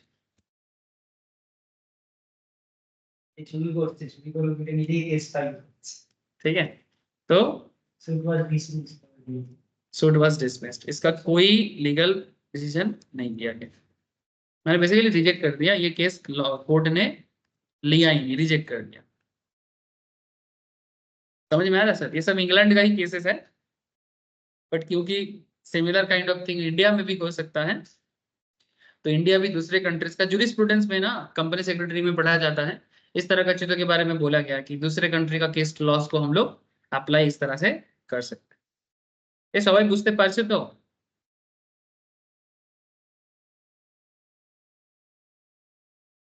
Hello,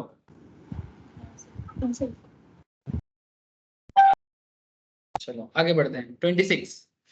26 क्या बताता है सर? Section 26 content and requirement as to prospectus. Exam में questions भी पूछते हैं prospectus का requirements क्या है, कंटेंट्स क्या है ना। तो requirement as regards to date, sign, contents to be included. Subsection 1 में बोला है, 26 के सबसेक्शन 1 में prospectus shall be dated and sign. Prospectus में डेट होना चाहिए, साइन होना चाहिए। एंड शैल स्टेट सच, में नॉर्मली डायरेक्टर का साइन होना चाहिए। And shall state such information and set out such a report of financial information as may be specified by the SEBI, ठीक है, in consultation with the central government. Provision to subsection 1 says the regulations made by SEBI in respect of such financial info or reports on financial information shall apply until the SEBI specify the information and report on financial information under section 26 subsection 1. A declaration shall be made affirming the compliance of the provision of this act. माने जो कुछ भी हो रहा है as per law हो रहा है उसके लिए एक डिक्लेरेशन भी देना पड़ता है। Statement shall also include to the effect that nothing in the prospectus is contrary to the provision of prospectus. में ऐसा कुछ भी नहीं है जो कंपनीज एक्ट को तोड़ रहा है, माने कंपनीज एक्ट के कॉन्ट्ररी में हम कुछ नहीं बोल रहे हैं।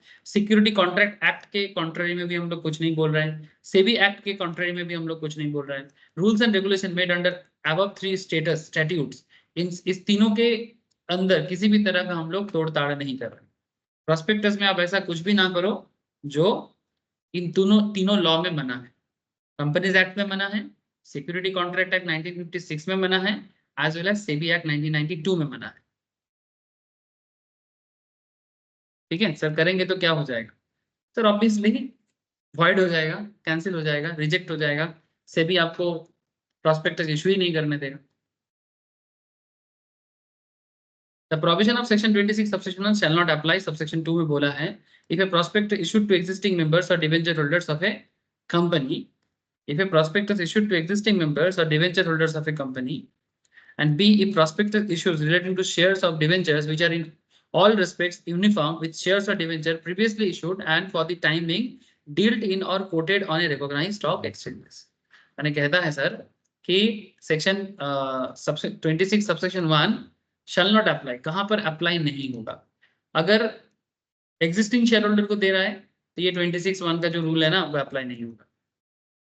26(1) में जो बोला हुआ है ये कहां पर अप्लाई नहीं करेंगे? ये सबसेक्शन 2 में बोलता है कि if prospectus issued to existing members या एग्जिस्टिंग डिबेंचर होल्डर्स, तब ये ऊपर वाला रूल फॉलो करने का जरूरत नहीं है। क्यों? क्योंकि फर्स्ट टाइम इशू तो नहीं हो रहा है ना, तुम सेकंड टाइम इशू करो, जो ऑलरेडी एग्जिस्टिंग उनको दे रहे हो, it's not a big deal. A prospectus issued relating to shares or debentures which are all in respect uniform with shares or debentures previously issued and for the time being dealt or quoted on recognized stock exchange, और already BSE NSE में deal हो रहा है और जो पहले ही हुआ था सिमिलरली उसको यूनिफॉर्मली फॉलो कर रहे हैं, तो भी उसमें ऊपर वाला रूल फॉलो करने का जरूरत, मैंने कॉमन सेंस में भी बात को समझा जा सकता है। Date of publication of prospectus, explanation to subsection 3, the date indicated in the prospectus shall be deemed to be the date of its publication. जिस दिन पब्लिश होगा नॉर्मली उसी डेट को लिया जाएगा। प्रोस्पेक्टस के हर प्रोस्पेक्टस के ऊपर आपको डेट मिलेगा। देखो डिजिट, ये गो डिजिट मई 8, 2024। सेल प्रोस्पेक्टस जो हम लोग देख रहे थे इसमें क्या था? जून 29, 2017। और एक देख रहा था ना इंडिया बोल के साइड में देख रहा था, मई 8, 2024। ठीक है, जिस दिन पब्लिश होगा उस दिन का डेट दिया जाएगा। Filing of signed copy with registrar, a prospectus shall not be issued unless a signed copy of such prospectus has been delivered to the register for filing। यानी तुमको आरओसी में भेजना चाहिए फाइलिंग के लिए। प्रोस्पेक्टस अगर फाइल नहीं करोगे तो फिर वो प्रोस्पेक्टस इशू नहीं कर सकते, मतलब आरओसी का परमिशन के बिना सेबी के पास भी वो नहीं जाएगा। रजिस्टर ऑफ कंपनीज का डिटेल्स है, माने बेसिकली उनका ये मैंने साइंड कॉपी उनसे कि तुमने आरओसी में दे दिया। Such copy shall be signed by every person who is the named as either director or proposed director in such prospectus. Duly authorized attorney can sign in representative capacity. Duly authorised attorney, अगर कोई attorney में हिसाब से authorise किया गया है तो वो भी कर सकता है। एग्जाम्पल के रूप में miss Sarika, executive director of leading fintech company, has to fly to Davos to attend world economic forum meet. ठीक है, ये किसी शहर का नाम है। ठीक है, वहां पर वर्ल्ड इकोनॉमिक फोरम मीट में गया है। While company secretary of the company intended to file a copy of prospectus with register upcoming Miss Sarika authorized in writing Mr. Gautam for signing of such copy on her behalf. आप किसी को अगर authorised attorney करके भेजते हो तो वो भी कर सकता है in representative capacity kind of. ठीक है, पावर ऑफ अटॉर्नी देखें। Date of filing of copy of prospectus with register is important in the context of concept of validity of prospectus for issue and discussed under 26 subsection 8. अच्छा, conditions in regard to expert statement. Section 5 यहाँ पर कुछ expert statement के बारे में बात करता है। Who is experts here? चलो, a prospectus issued under section 26 subsection 1 shall not include a statement purporting to be made by an expert if any of the following condition met. If he is engaged or interested in the formations or promotions of management of the company. A prospectus issued under section 26 section 1 shall not include a statement purporting to be made by an expert if any of the following condition met. इनमें से अगर कोई भी condition fulfil होता है तो वो उसके अंदर इंक्लूड नहीं होना चाहिए। Condition in regard to expert statement, जैसे कि अगर वो बिजनेस फॉर्मेशंस पे या मैनेजमेंट ऑफ द कंपनी का पार्ट तो नहीं होना चाहिए। If the expert has not given written consent to the issue of the prospectus और if it has withdrawn the consent before the delivery of a copy of the prospectus to the registrar of filing. माने अगर वो as an expert उसमें जो कुछ भी लिखा है उसको रजिस्टर में फाइल करने से पहले अगर उसने अपना उस कंसेंट को विथड्रॉ कर लिया तो फिर वो भी एक्सपर्ट एडवाइस के रूप में माना नहीं जाएगा। क्यों इस तरह का बात करते हैं? मानो एज ए चार्टर्ड अकाउंटेंट आपने कुछ एडवाइस किया जो प्रॉस्पेक्टस में दिया हुआ है, लेकिन फाइलिंग में जाने से पहले आपको लगा कि दाल में कुछ काला है, कुछ गड़बड़ है, तो अगर फाइलिंग होने से पहले आप अपना कंसेंट विथड्रॉल कर लेते हो आरओसी में एक नोटिस देके, ठीक है, या कंपनी को एक चिट्ठी लिख के डायरेक्टर को, तो फिर ये एक्सपर्ट एडवाइस ऑटोमेटिकली कैंसिल हो जाएगा। बाद में अगर कुछ गड़बड़ होगा तो आपको फंसाया नहीं जाएगा, कोर्ट ऑफ लॉ में आप बाइज्जत बली हो जाएगा आपका। ठीक है, लेकिन अगर मानो आपका कंसेंट रजिस्टर फाइलिंग के बाद हो रहा है तो आप फंस जाओगे सर। ठीक है, statement to that effect, non-existence of condition if expert statements is included shall also be included in the prospectus. Purpose of section 5, ठीक है सर। जैसे यहाँ पर देखो एक्सपर्ट एज पर सेक्शन 238 किसको हम लोग एक्सपर्ट मानते हैं? Engineer, valuer, chartered accountant, company secretary, cost accountant and any other person who has the power or authority to issue a certificate in pursuance of any law for the timing in sir ভালো হয় মানে? Valuer মানে হচ্ছে actually হয় এটা, যেমন ধর insurance বিজনেসের ক্ষেত্রে অ্যাকচুয়ালিদের প্রচুর কাজ থাকে। অ্যাকচুয়ালি মানে যে কোনো অ্যাসেটের ভ্যালুয়েশন করতে পারে, জমির ভ্যালুয়েশনস, प्रॉपर्टी वैल्यूएशंस, इंश्योरेंस का वैल्यूएशन, लोन वैल्यूएशन कि किसको कितना लोन मिलना चाहिए, किसको लोन नहीं मिलना चाहिए, ठीक है, क्रेडिट असेसमेंट करना, एवरीथिंग वैल्यूअर। इसका एक अलग पढ़ाई होता है आप वैल्यूअर बनने के लिए।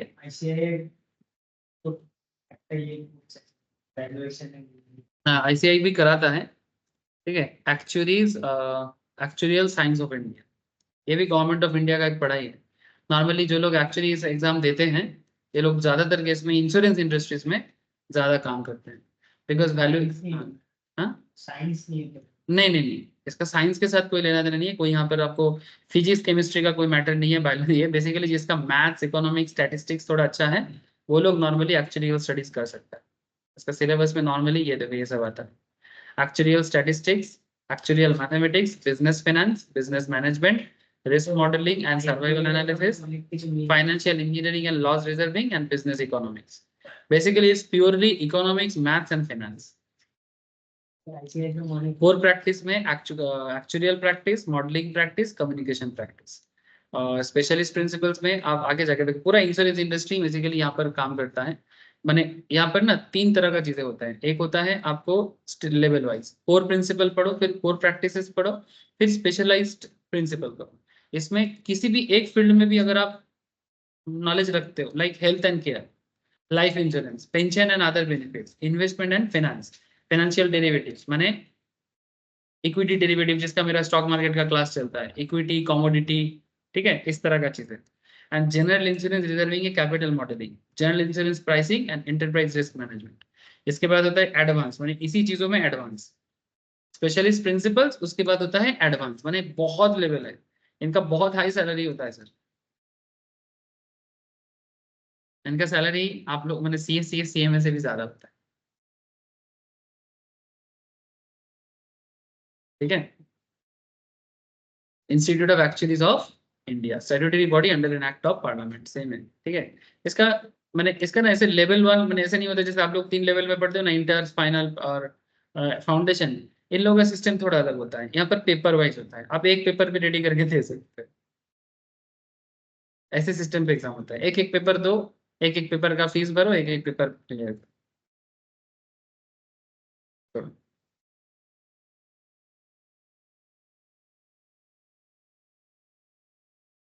ठीक है, तो एक्सपर्ट कौन हो गया समझ गए सर। इंजीनियर तो आप लोग बचपन से सुने सुने बड़े हो गए sir, especially in our Bengali family, ठीक है। कुछ बनो ना बनो, बचपन में एक ही सपना दिखाया जाता है सबको, डॉक्टर और इंजीनियर बनो।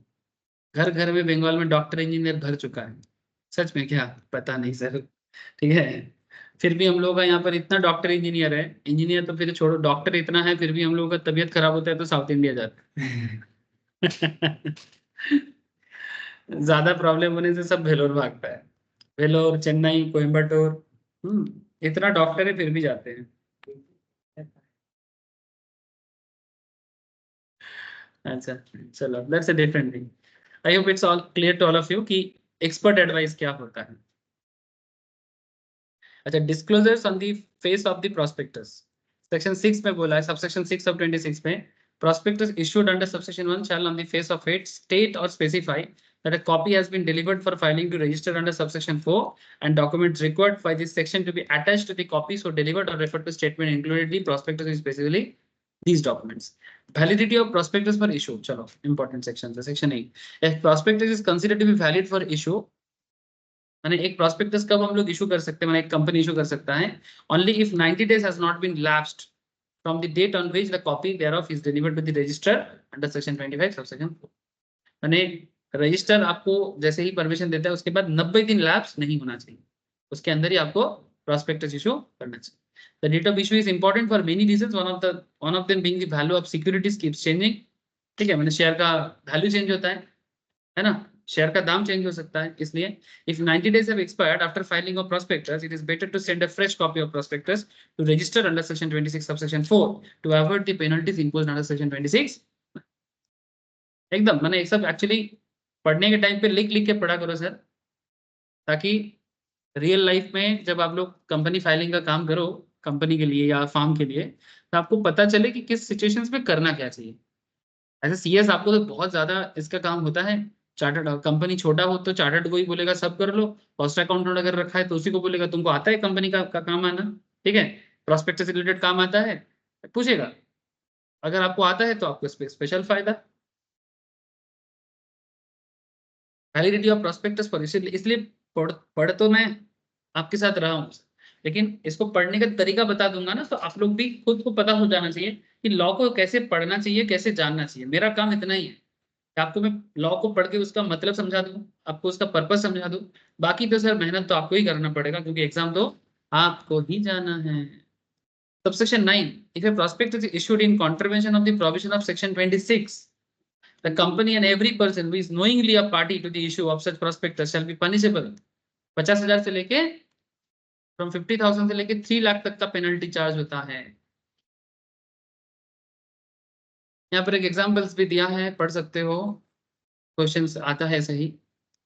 The board of directors of a pharmaceuticals limited has allotted shares to the public by issuing a prospectus that is not filed with the register of the companies। Board of director एक pharmaceutical company का एक director share allot किया prospectus issue करके, लेकिन उसने ROC में file नहीं किया, In this regard, it is to be noted that the public company can issue securities to the public only by issuing a prospectus, है ना? We know that, इसको पहले भी पढ़ चुके हम लोग. Under section 23, subsection 1, clause A of the Act. Further, section 26(4) requires that no prospectus shall be issued unless a duly signed copy of the prospectus forwarded to register for filing, है ना? In the given case, the company has issued the prospectus in violation of the provision 26. 26 violate हुआ है, the company as well as the person who is knowingly the party to this is punishable with penalty of section 26 subsection 9. Normally company का जो भी directors हैं, company secretaries या जो भी केएमपीज है कंपनी के अंदर, जो बेसिकली इस पर्टिकुलर काम के पीछे रेस्पॉन्सिबल है, उसको 50,000 से लेके 3 लाख तक का पेनल्टी चार्ज हो सकता है. एग्जाम में ऐसे ही इस तरह का ही क्वेश्चन आपको पूछेगा. ठीक है, एग्जाम का प्रिपरेशन कुछ अलग नहीं है सर. ये क्लास में जो हम लोग पढ़ते हैं यही एग्जाम प्रिपरेशन का ही तरीका है. अगर आपको प्रोफेशनल एग्जाम में सक्सेसफुल होना है, आपको थॉरो स्टडी करना चाहिए. एक एक पॉइंट को, एक एक सेक्शंस को आपको अपने हिसाब से नोट बनाना चाहिए. जहां जरूरत है एग्जाम्पल्स को भी लिख लेना चाहिए पढ़ के थोड़ा सा. उसके बाद varieties of question answer practice करना चाहिए. फिर previous year question, RTP, MTP, वहां से और भी क्वेश्चंस देख के प्रैक्टिस करना चाहिए. ये होता है पढ़ने का तरीका. अगर आप लोग शॉर्टकट करोगे तो मैं ये नहीं बोलूंगा कि सब बेकार हो जाएगा, वो उसको बोलते हैं सर ऊपर वाले के भरोसे. ठीक है, पर ऊपर वाला भी उसी के साथ होता है जो मेहनत करता है. लक, बैड लक बोल के कुछ होता है कि नहीं मुझे नहीं पता, बट मुझे इतना जरूर पता है कि जो मेहनत करता है किस्मत उसके साथ रहता है. बाकी कोई बोलेगा sir the man with A golden spoon, ठीक है, बट मैं जितना समझता हूँ गोल्डन स्पून में कोई जन्म नहीं लेता सर. रिच फैमिली से जन्म लेना किसी को गोल्डन स्पून बना दे ऐसा नहीं मानता हूँ मैं. अच्छा, यहाँ पर एक और क्वेश्चन था. द कॉपी ऑफ प्रोस्पेक्टस, एक स्टेटमेंट दिया है, आपको पूछा है ट्रू है कि फॉल्स है, बोलो. ठीक है, the copy of prospectus submitted with register for filing need to be duly signed by majority of directors. ऐसा है क्या? मेजॉरिटी ऑफ डायरेक्टर को साइन करना है क्या? 26 subsection 4 of the act, the copy of prospectus submitted with register for filing shall be signed by every person who is named as either director or proposed director in such prospectus, not the majority of directors. Duly authorized attorney can sign in representative capacity. एक case studies भी पढ़े Sarika and वो divorce गया था, फिर किसी एक जन को रिप्रेजेंटेटिव के रूप में अटॉर्नी दिया था, पावर ऑफ अटॉर्नी. ठीक है, very good sir.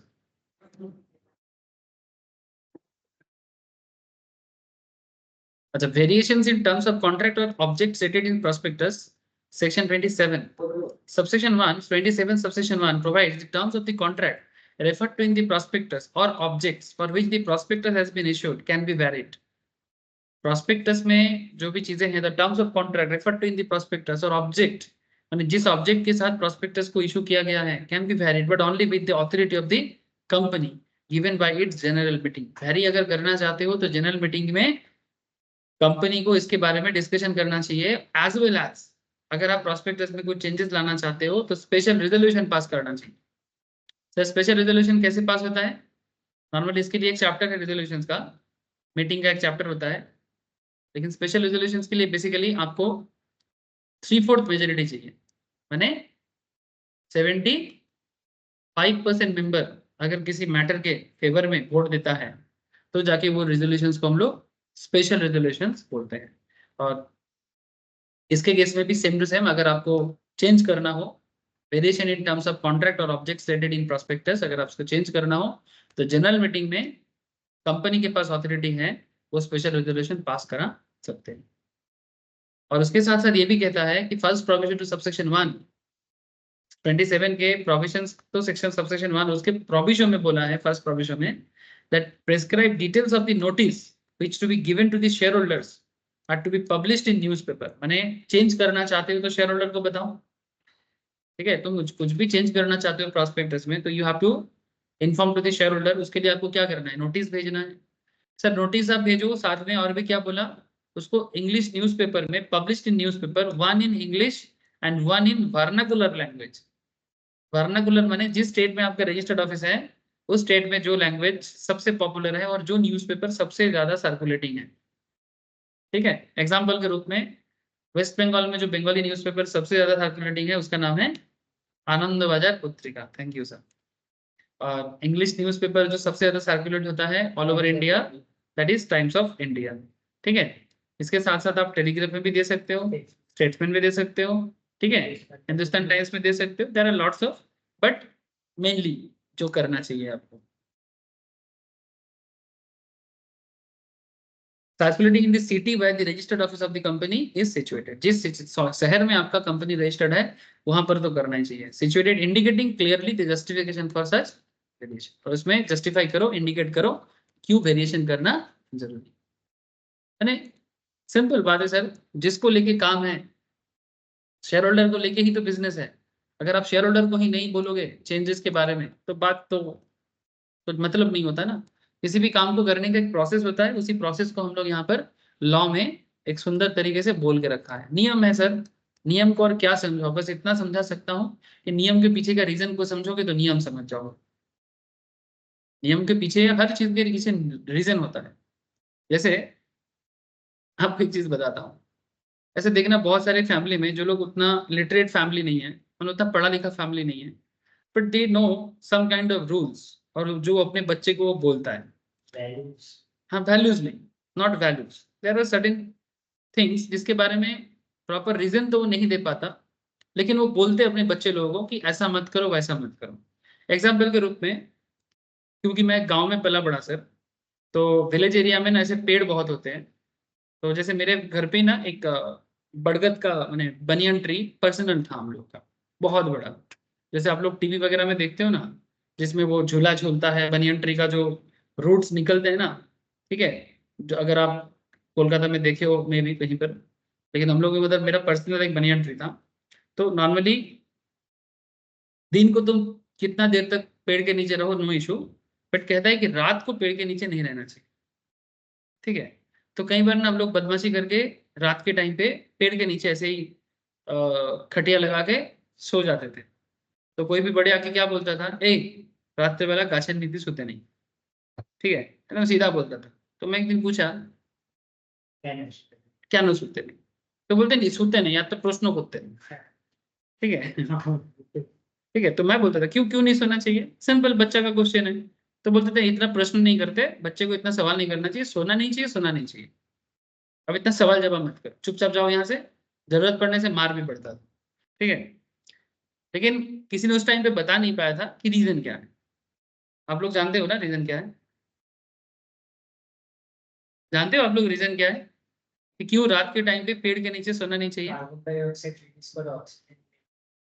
Yes sir, रात के टाइम पे पेड़ जो है वो कार्बन डाइऑक्साइड रिलीज करता है और ऑक्सीजन लेवल पेड़ के नीचे कम हो जाता है। ठीक है, and that is the reason कि वो आपको पेड़ के नीचे सोने में मना करता है। ठीक है, अब बहुत सारे ऐसे रिचुअल्स हैं जो हमारे सोसाइटी में ना हाँ मीट की तरह, हाँ मीट की तरह यूज करता है, but that is not meet actually, there are some reasons. जैसे एक एग्जांपल के रूप में, थोड़ा पूजा अर्चना का बात हो जाएगा बट बोलना चाहिए मुझे, कभी कभी मेरे को लगता है ये सब लोगों को पता होना चाहिए। जैसे शिव जी में पानी क्यों चढ़ाते हैं, या फिर शिव भगवान के लिंग के ऊपर सब कोई जाके ऐसे भीड़ क्यों करता है? एक बार अगर टच कर ले तो जिंदगी में कुछ स्पेशल हो जाएगा, मेरा मनोकामना पूर्ण हो जाएगा, है ना। लेकिन क्या सच में शिव जी को टच करने से तुम्हारा मनोकामना पूर्ण हो जाता है? तुम जो चाहते हो वो मिल जाता है? इसके पीछे रीजन क्या है कि क्यों लोग ऐसा, चलो कामना पूर्ण होता है कि नहीं होता दैट्स अ डिफरेंट थिंग, लेकिन सबसे बड़ा क्वेश्चन जो है, लोग शिवलिंग पे जाने के लिए पागल क्यों है? That is the first question.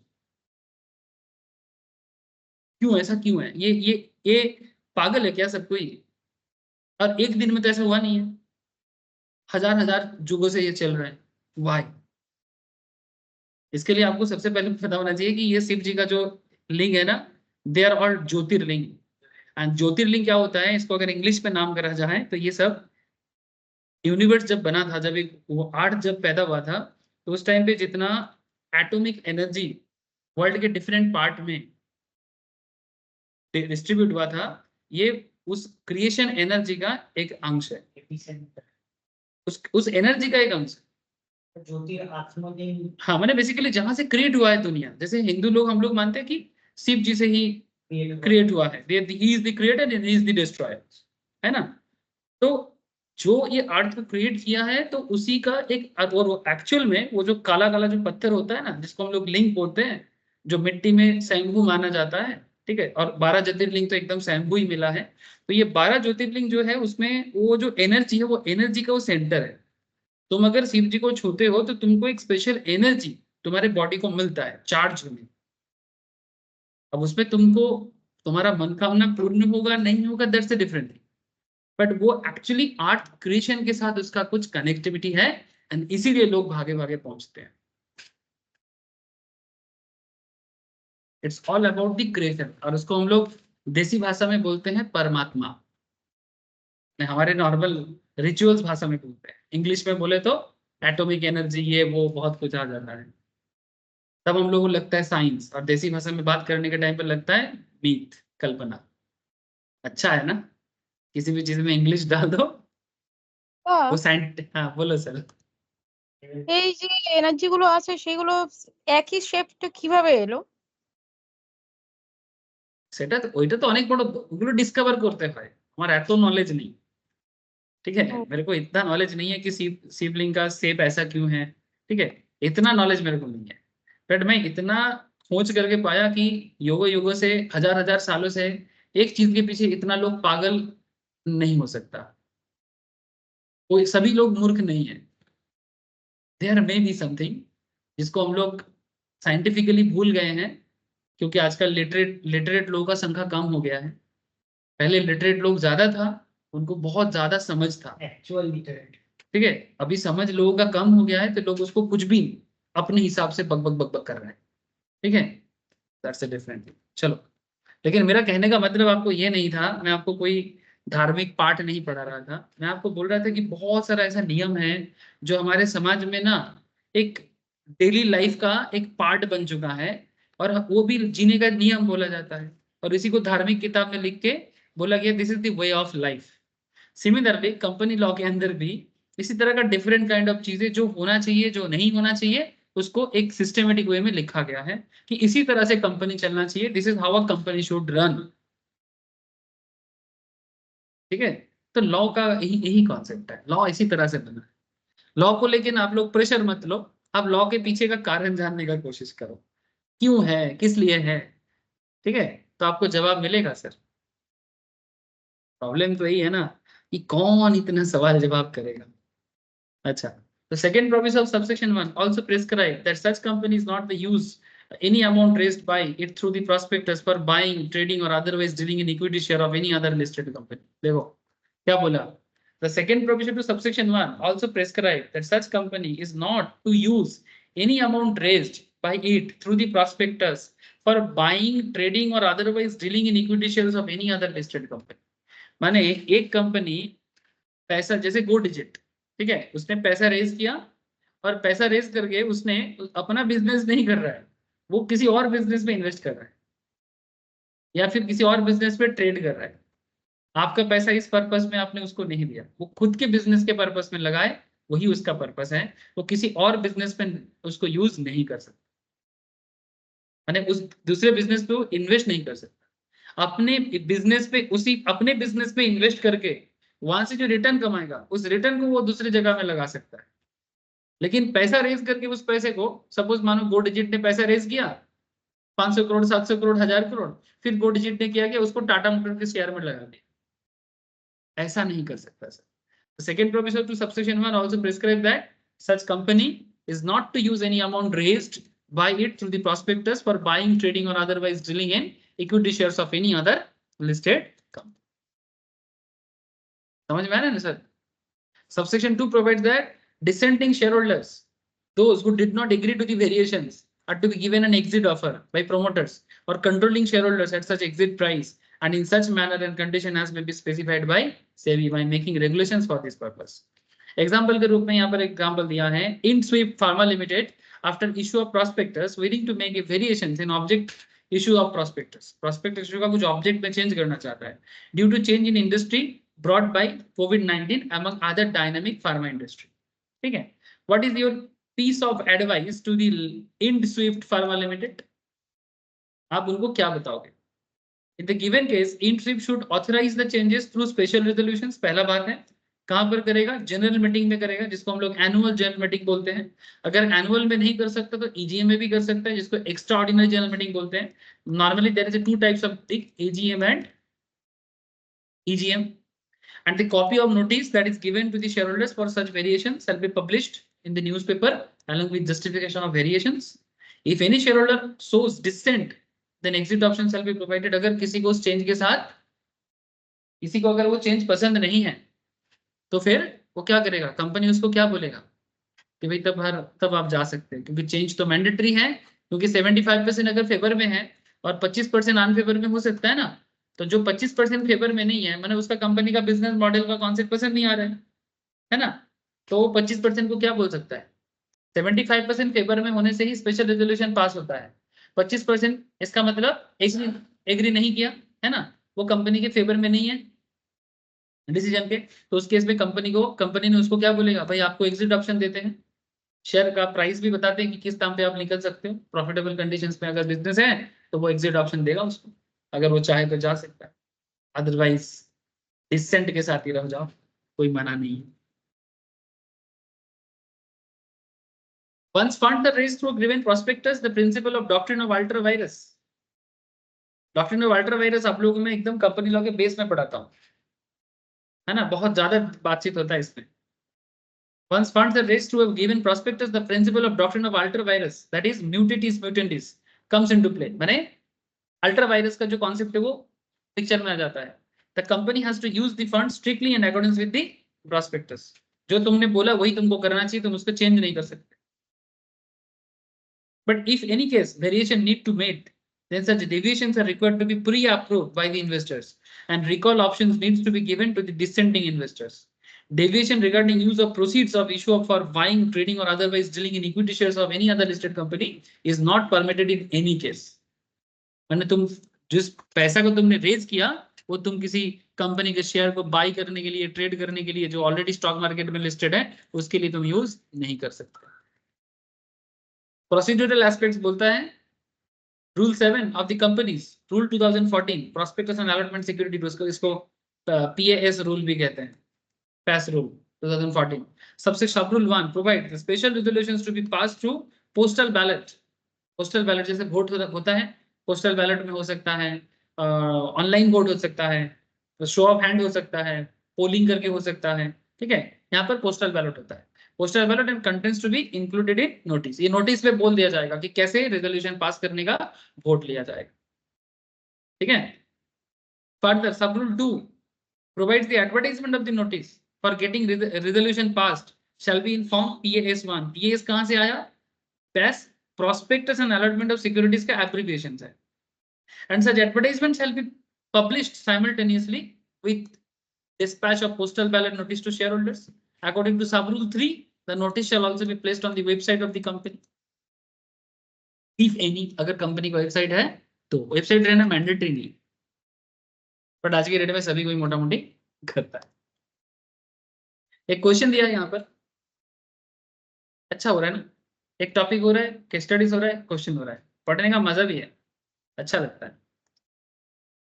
In case of variation in terms of contract or object in prospectus, which of the following statements are not true?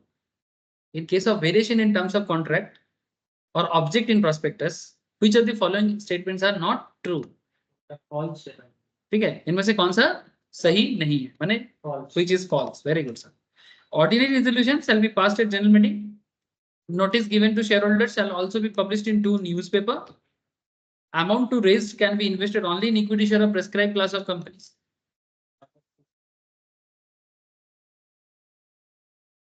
One only, B बोलते हैं both 1 and 2 only, C बोलते हैं both 1 and 3 only, and D बोलते हैं both 2 and 3 only।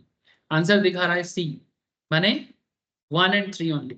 Sir ordinary resolution कैसे पास करेंगे? Special resolution pass कराना है। अभी तो पढ़े, जनरल मीटिंग में स्पेशल रेजोल्यूशन पास कराना होगा अगर आपको प्रोस्पेक्टस का ऑब्जेक्ट चेंज करना हो तो this is false and this is false. To newspaper तो ठीक है ना, एक वार्नाकुलर में रहेंगे इंग्लिश में। पूरा खेल डूबा कहाँ है?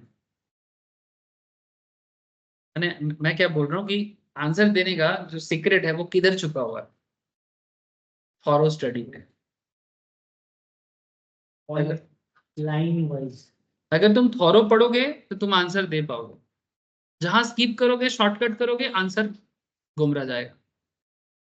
एकदम सीक्रेट बता रहा हूं sir, there is no shortcut in success. जो है वो है।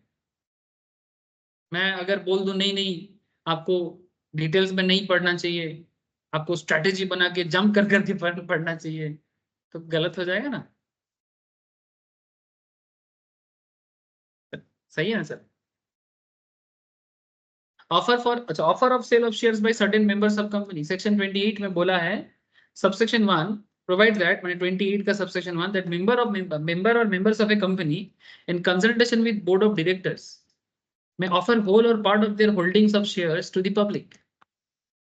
में होल और part of their holding of shares to the public उसको ऑफर कर सकता है, जैसे कि आपको मैं पहले ही बोला ऑफर फॉर सेल के बारे में, in accordance with the provisions of the law for the time being in force, माने जो अभी चल रहा है। फर्दर सबसेक्शन 2 बोलता है इसी लॉ में that the document by which the offer for sale to be public is made shall be treated as prospectus issued by company। जैसे कि गो डिजिट ने रिसेंटली जो ऑफर फॉर सेल किया है वो भी तो प्रोस्पेक्टस ही है। Hence all provisions apply accordingly when offer for sale is not an issue of shares। Offer for sale is not a exactly issue of shares, but law कहता है कि offer for cell को भी हम लोग prospectus के अंदर ही मानेंगे और प्रोस्पेक्टस इशू का जो नियम है वो सारा नियम ऑटोमेटिकली ऑफर फॉर सेल में भी लागू हो जाता है। At last, subsection 3 highlights the member's responsibility in the matter of sale under subsection 1. It provides the member whether individual or body corporate। अगर member individual माने राम श्याम यदु मधु टॉम डिक हैरी कोई भी हो सकता है, ठीक है। और बॉडी कॉर्पोरेट माने या तो कंपनी होगा या फिर एलएलपी होगा, बिकॉज बॉडी कॉर्पोरेट तो नॉर्मली यही दो चीज होता है ना सर, या तो कंपनी या फिर दोनों ही हो सकता है। माने एक कंपनी भी किसी का शेयर होल्डर मेंबर या शेयर होल्डर हो सकता है, एक इंडिविजुअल भी मेंबर या शेयर होल्डर हो सकता है। Whose shares are proposed to be offered to the public, जिसका शेयर पब्लिक में ऑफर किया जाएगा। जैसे कि गो डिजिट के प्रोस्पेक्टस में आपको मैंने पहले ही दिखा दिया था कि देखो भाई कौन लोग शेयर छोड़ के निकलना चाहता है। नेम ऑफ दी क्या लिखा है, name of the selling shareholders. देखो details of the offer for sale by selling the shares of their respective weighted average cost of acquisition per equity share of face value of ₹10 each, ठीक है। इसमें Go Digit Infowork service private limited, Nikita Mihir Vakaria का other selling shareholders, ये promoter है। Go Digit इन्फोवर्क्स promoter, ये क्या है, body corporate है ना sir. Go Digit Infoworks Service private Limited क्या है, बॉडी कॉर्पोरेट है। पर निकिता मिहिर वकारिया जॉइंटली विद मिहिर अतुल वकारिया, ये कौन है, इंडिविजुअल्स है ना। Subramaniam Vasudevan jointly with Shanti Subramaniam, individual है ना। देखो कौन कितना शेयर सेल करना चाहता है। फेस वैल्यू 10 टका है, उन्होंने लिया था 13 टका में। Weighted average cost of acquisition उसका दे दिया WACC, कितना दाम में वो लोग लिया था 13 टका, इसका 172, इसका 250, इसका 221। Just feel it. मेरा सिंपल कहने का मतलब है, बहुत लोग ना सोचता है थ्योरी है, अरे क्या थ्योरी है। हाँ मैंने बेसिकली इनका जो डिटेल्स है ये जिस पर्टिकुलर चार्टर्ड फर्म ने सर्टिफाई किया है। LLP হতে পারে, এখানে LLP কমা চার্টার্ড অ্যাকাউন্টেন্টস লিখেছে এন্ড PKF LLP মানে দুটোই চার্টার্ড অ্যাকাউন্টেন্ট ফার্মই কিন্তু LLP ফর্ম করে নিয়েছে। आजकल तो सभी कोई चार्टर्ड फर्म LLP बनाता है। आजकल पार्टनरशिप का जो भी ऑर्गेनाइज्ड बिजनेस है सब LLP कर रहा है। आजकल कोई नॉर्मल पार्टनरशिप नहीं करता है, नॉर्मल चार्टर्ड नहीं 1932 वाला फॉलो कोई नहीं करता। जो भी न्यूली कर रहा है इवन पुराना वाला भी LLP बना देता है, क्योंकि LLP बनाना चाहिए। गवर्नमेंट का भी उसमें फोर्स है कि कर लो, क्योंकि पार्टनरशिप का कोई अता पता नहीं चलता प्रॉपरली। ठीक है, ट्रेस नहीं कर सकते प्रॉपरली, लेकिन एलएलपी हो जाएंगे फंड रेज करने में, लोन पाने में, हर जगह में सुविधा होता है। पार्टनर्स का एंट्री नहीं हाँ, आराम से कोई किसी के ऊपर दबाव नहीं क्रिएट कर सकता। कंपनी के नाम पे सारा चीज रहेगा, बॉडी कॉर्पोरेट के नाम पे रहेगा। कुछ इशू होगा तो बॉडी कॉर्पोरेट पे आएगा। डायरेक्ट पार्टनर की पर्सनल प्रॉपर्टी कभी भी दाव में नहीं रहेगा, क्योंकि अनलिमिटेड लायबिलिटी नहीं होता है ना सर? एकदम सिंपल लॉजिक। समय बदल रहा है, आप भी बदल जाओ।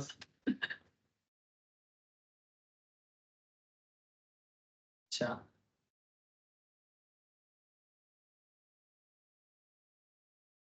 both whose shares are proposed to be offered to the public and shall collectively to authorize the company to take all the action on their behalf for carrying out the transaction. They also have to reimburse the company for all expense made by it on this matter. They also have to reimburse the company. अगर उन लोग कुछ भी खर्चा करता है तो वो reimburse भी हो जाता है. They also have to reimburse the company for all expenses made by it on this matter. So these are the system offer for sale shares by certain members of the company. अभी आपको मैंने दिखाया, original भी देख लिया आपने। जो law में हो रहा है वो वास्तव में हो रहा है क्या? हाँ না, যেটা লতে লেখা আছে সেটা বাস্তবে হচ্ছে কি হচ্ছে? হ্যাঁ সেটা তো স্যার হচ্ছে, কিন্তু স্যার অনেক জায়গাতেই মানে মিসম্যানেজমেন্ট এবং লুপহোলসের চক্করে মানে ঠিক মতন তো এটাও না না, আমি রিয়েল লাইফের কথা বলছি না, আমি বলতে চাইছি যেটা পড়ছি সেটা দেখতে পাচ্ছি কি পাচ্ছি? হ্যাঁ সেটা তো দেখতে পাচ্ছি, সেটাই বলছি। মানে না, রিয়েল লাইফে ইমপ্লিকেশন ইমপ্লিমেন্টেশন হয়তো ভালোভাবে হচ্ছে না, সেটা আমি জানি, বাট আমি বলতে চাইছি কি এরকমটা হয় কি হয় না, হ্যাঁ সেটা হচ্ছে, মানে এরকম নাই কি শুধু লেখা আছে। যে এক্সাম্পল গুলো আমরা নিচ্ছি সেটা অ্যাকচুয়ালি ফ্যাকচুয়াল যেটা সেটা আমরা দেখতে পাচ্ছি। এবারে যত मैंने जितना हम लोग अभी कोशिश करके प्रैक्टिकल कॉन्सेप्ट को जितना बिल्ड करेंगे, जितना मार्केट रिलेटेड टॉपिक्स को पढ़ेंगे न्यूज़पेपर के थ्रू से, वेबसाइट के थ्रू से, जितना जान पाए, ठीक है, आप जितना प्रैक्टिकल ओरिएंटेड पढ़ोगे उतना एक एक लाइन आपके सामने जिंदा होगा। मैंने ये जो लाइन है, ये लाइन आपके सामने जिंदा होना चाहिए, मैंने लाइवली फील होना चाहिए। अगर ये लाइन आपके सामने लाइवली नहीं हो रहा है, इसका मतलब आप कॉन्सेप्ट क्लियर नहीं कर पा रहे हो, या फिर कॉन्सेप्ट क्लियर नहीं हो रहा है, तो ये लाइवली फीलिंग्स ना आने का मतलब कहीं ना कहीं आपका प्रैक्टिकल कॉन्सेप्ट में गड़बड़ हो रहा है। और जहां पर प्रैक्टिकल कॉन्सेप्ट में गड़बड़, आप याद नहीं रख पाओगे, आप भूल जाओगे। ठीक है, जैसे लोग बोलते हैं ना सर इतना मेमोराइज नहीं कर पा रहे, मेमोराइज नहीं कर पाने का मेन रीजन नहीं है कि आपने अंडरस्टैंड नहीं कर पाया। सपोज आपको किसी ने बोला बाइक चलाने के लिए, आप फर्स्ट टाइम किसी से बस ट्रेनिंग लेने जा रहे हैं, बाइक चलाना या कार चलाना, तो बाइक चलाने के लिए, कार चलाने के लिए आपको जो ट्रेनर होगा, आपको जो गाड़ी चलाना सिखाएगा, तो आपको पहले गियर का फंक्शन बोलेगा, है ना? तो जब आपको गियर का फंक्शन के बारे में बोलेगा, अगर आप गियर फंक्शंस को पहले वो थियोरेटिकली बोलेगा, उसके बाद आपको बोलेगा फिर ऐसे गियर दो, ऐसे करके क्लच दबाओ, ऐसे करके चलो। अगर आप उस मैटर को अगर आप प्रैक्टिकली फील नहीं कर पाओगे तो फिर आप गियर भी भूल जाओगे और कभी गाड़ी चलाना सीख भी नहीं पाओगे। जो लोग सीखने जाते हैं पर सीख नहीं पाते, इसका मेन रीजन नहीं होता है, और अगर गलती करके सीखते हैं, ठीक ठाक नहीं सीखते, तो आगे जाके ठोकते हैं।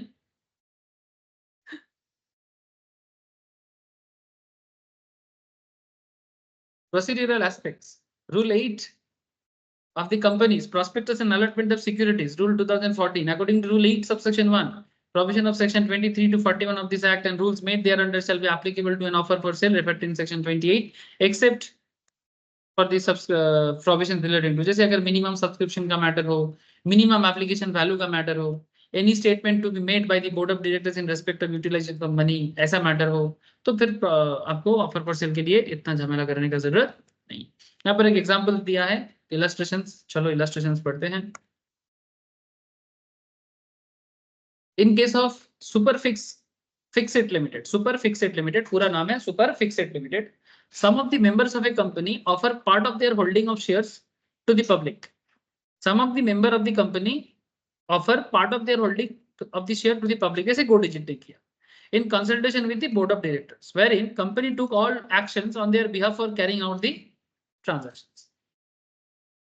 Company incur the expense of rupees 3.2 lakh for carrying out such transaction. इस पूरा काम को करने के लिए कंपनी की तरफ से 3.2 लाख का खर्चा हुआ। Can company recover the amount so incurred in full from such members?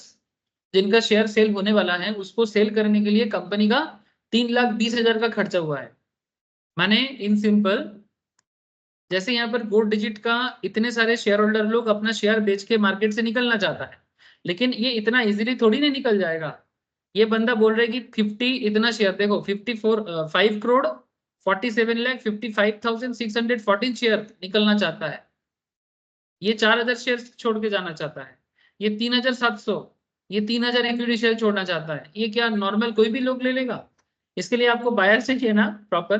तो मार्केट में जब आईपी इशू हो रहा है, कितना नंबर ऑफ शेयर इशू हो रहा है, इस पे डिपेंड करता है। और इसके लिए जो कंपनीज इसको मार्केटिंग किया है, न्यूज़पेपर में छापा है, टीवी में, यूट्यूब में, जहां जरूरत पड़ा एज पर लॉ एडवर्टाइजमेंट किया है, फिर जाके लोगों ने सब्सक्रिप्शन किया, फिर जाके इनका पैसा इनको मिला। तो ये सब काम करने के लिए कंपनी की तरफ से पैसा मिला, मैंने खर्चा हुआ, जो कंपनी एक्चुअली इनके थ्रू से खर्चा किया। बेसिकली इसके लिए अंडरराइटर्स है ना,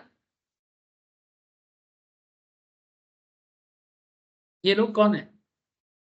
ये HDFC बैंक, मॉर्गन स्टैनली, है ना, बुक रनिंग लीड मैनेजर, इनको काफी खर्च पैसा देना पड़ता है, तब जाके कंपनी इतना पैसा मार्केट से रेज कर पाते हैं।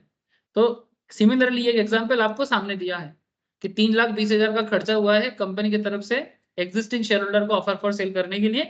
तो क्या कंपनी इनसे ये पैसा उठा सकता है? The answer is yes. Members who offer whole or part of their holdings of shares to the public in consultation with the BOD on a board of directors shall authorize the company to take all actions on their behalf for carrying out the transactions and bound to reimburse the company for all expense made by it on this matter. Section 28 subsection 3 इस मुद्दे पे बात करता है। इस तरह से example लिखना पड़ता है। अगर आप लॉ जानोगे तो लिख पाओगे, लॉ नहीं जानोगे तो कैसे लिखोगे? Public offer of securities to be dematerialised from section 29। जो भी ऑफर शेयर पब्लिकली ऑफर होता है, ये जो हम लोग डीमैट करते हैं, डिमैटेरियलाइज्ड फ्रॉम माने डीमैट अकाउंट के बारे में बोल रहे सर, डीमैट अकाउंट। तो क्या है डीमैट अकाउंट? इसका पूरा नाम क्या है? डीमैटेरियलाइज्ड।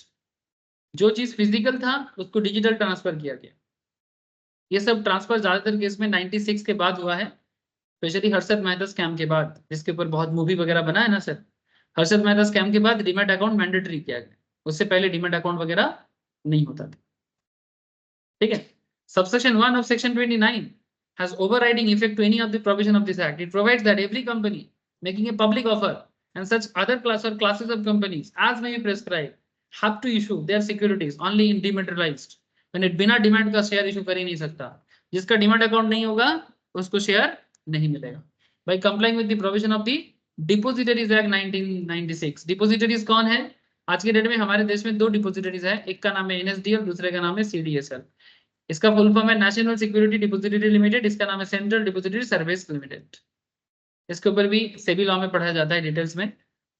इतना समझ लो कि हम लोग जब ब्रोकर के थ्रू से, सपोज आप लोग आजकल बहुत सारी जानकारी रखते हो, फिर भी मैं बता रहा हूँ, आप स्टॉक्स में एक ब्रोकिंग अकाउंट खोला, डिमैट अकाउंट खोला, या फिर ज़ीरोधा में खोला, या फिर ग्रो में खोला, मोतीलाल ओसवाल में खोला, तो आप लोगों को क्या लगता है कि आपका डिमैट अकाउंट आप स्टॉक्स के पास है, क्या ज़ीरोधा के पास है, क्या ग्रो के पास है? इनमें से किसी के पास भी आपका डिमैट अकाउंट नहीं होता है। They are broker, they are just broker. वो आपको बस NSE/BSE से मुलाकात कराते हैं और आपका डीमैट अकाउंट का फॉर्म सीधा NSDL CDSL के पास पहुंचाते हैं। तो हम लोग का शेयर का जो डीमैट अकाउंट होता है ना, वो एक्चुअली किसके पास होता है? उसका जिम्मा किसका होता है? NSDL CDSL।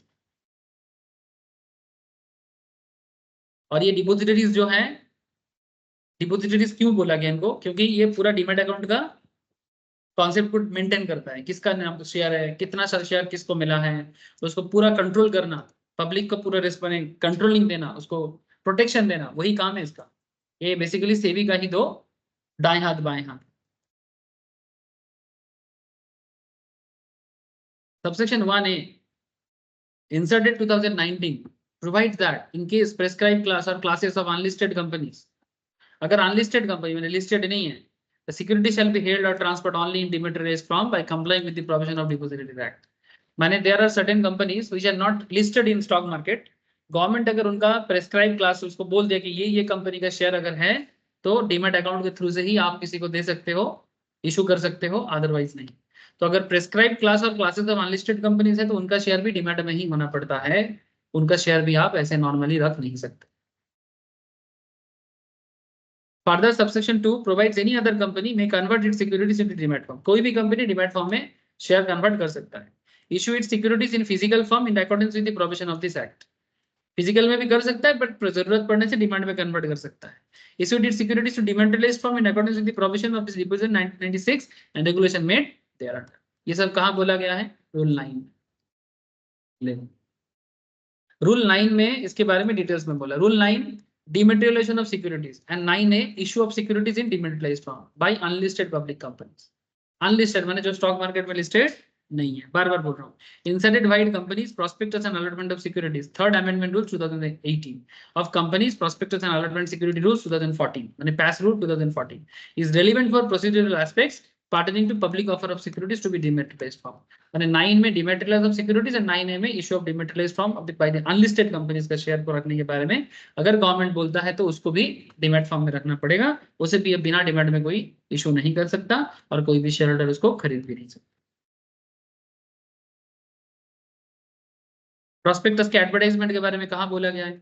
न्यूज़पेपर खोलो, ये देखो अभी आपको मेरे पास एक अवेलेबल है. आई डोंट नो आप लोगों को कंपनी कैमरा में दिखेगा कि नहीं दिखेगा. ये देखो दिख रहा है किसी को? ऑफिस बोल के ये रिसेंटली आया है. ठीक है, एडवर्टाइजमेंट. ये जो 2 डिजिट का आप देख रहे हो वो भी एडवर्टाइजमेंट का ही है. सेम चीज एक पेपर में भी न्यूज इकोनॉमिक टाइम्स में ये देखो एकदम ऑफिस बोल के इसका शेयर बहुत अच्छा ग्रोथ देगा मुझे लग रहा है. हाँ, ऑफिस मैंने ऑफिस स्पेस बेच रहा है sir. Advertisement of prospectus section 30 में बोला है कि एडवर्टाइजमेंट देखे वो पूरा कहाँ कहाँ उसका शेयर बिकेगा नहीं बिकेगा डिटेल्स में इसके बारे में बोला हुआ है. When an advertisement of any prospectus of a company is published in any manner, it shall be necessary to specify therein the content of this memorandum as regard of the following. इस तरह से हर चीज को discuss किया है. वहां पर क्या है? Object, liability of member and the amount of share capital of the company, name of the signatories of the memorandum, number of shares subscribed by the signatories, capital structure of the company. ये सारा चीज advertisement में बोलना पड़ता है. Self prospectus already मैं आपको लिखा दिया, मैंने दिखा दिया, दिखाया नहीं सॉरी. देखो थोड़ा पढ़ लो. सेल्फ प्रोस्पेक्टस क्या है? The expression shelf prospectus means a prospectus in respect of which the securities और class of securities included therein are issued for subscription in one और more issues over a certain period. एक बार issue करो पर आप बार बार subscription ले सकते हैं. Issued for subscription in one और more issues over a certain period without the issue of further prospectus. बार बार प्रोस्पेक्टस इशू नहीं करना है. एक बार इशू करके बार बार पैसा उठाना है जरूरत के हिसाब से. This is called self prospectus. A company is required to issue prospectus each time it access the capital market. जब तक वो माने कैपिटल मार्केट बने जहां से पैसा मिलेगा उसको. It leads to unnecessary repetition for a company which makes more than one offer of securities in a year to mobile funds from the public. Mobile funds माने पब्लिक से फंड मोबिलाइज करना. Mobile माने mobile नहीं है, mobile माने public के पास से पैसा कंपनी के पास है. इसको बोलते हैं मोबाइल. मोबाइल मोबाइल माने जो चल रहा है. ठीक है, मोबाइल फंड्स मोबिलाइज. ठीक है, तो बोलेगा मोबाइल फंड्स. ये कहाँ के आ गया अभी? नोकिया का मोबाइल की एप्पल का मोबाइल. ठीक है, from the public. A way out is self prospectus which remains valid on the self for a specified time period during which offer for securities may be made by a company to the public without going through an arduous exercise or issuing fresh prospectus every time.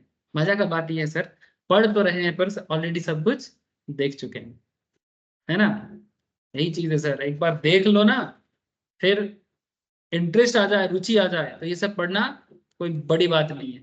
Self prospectus के बारे में कुछ details दिया है, एक बार go through करके रखना sir.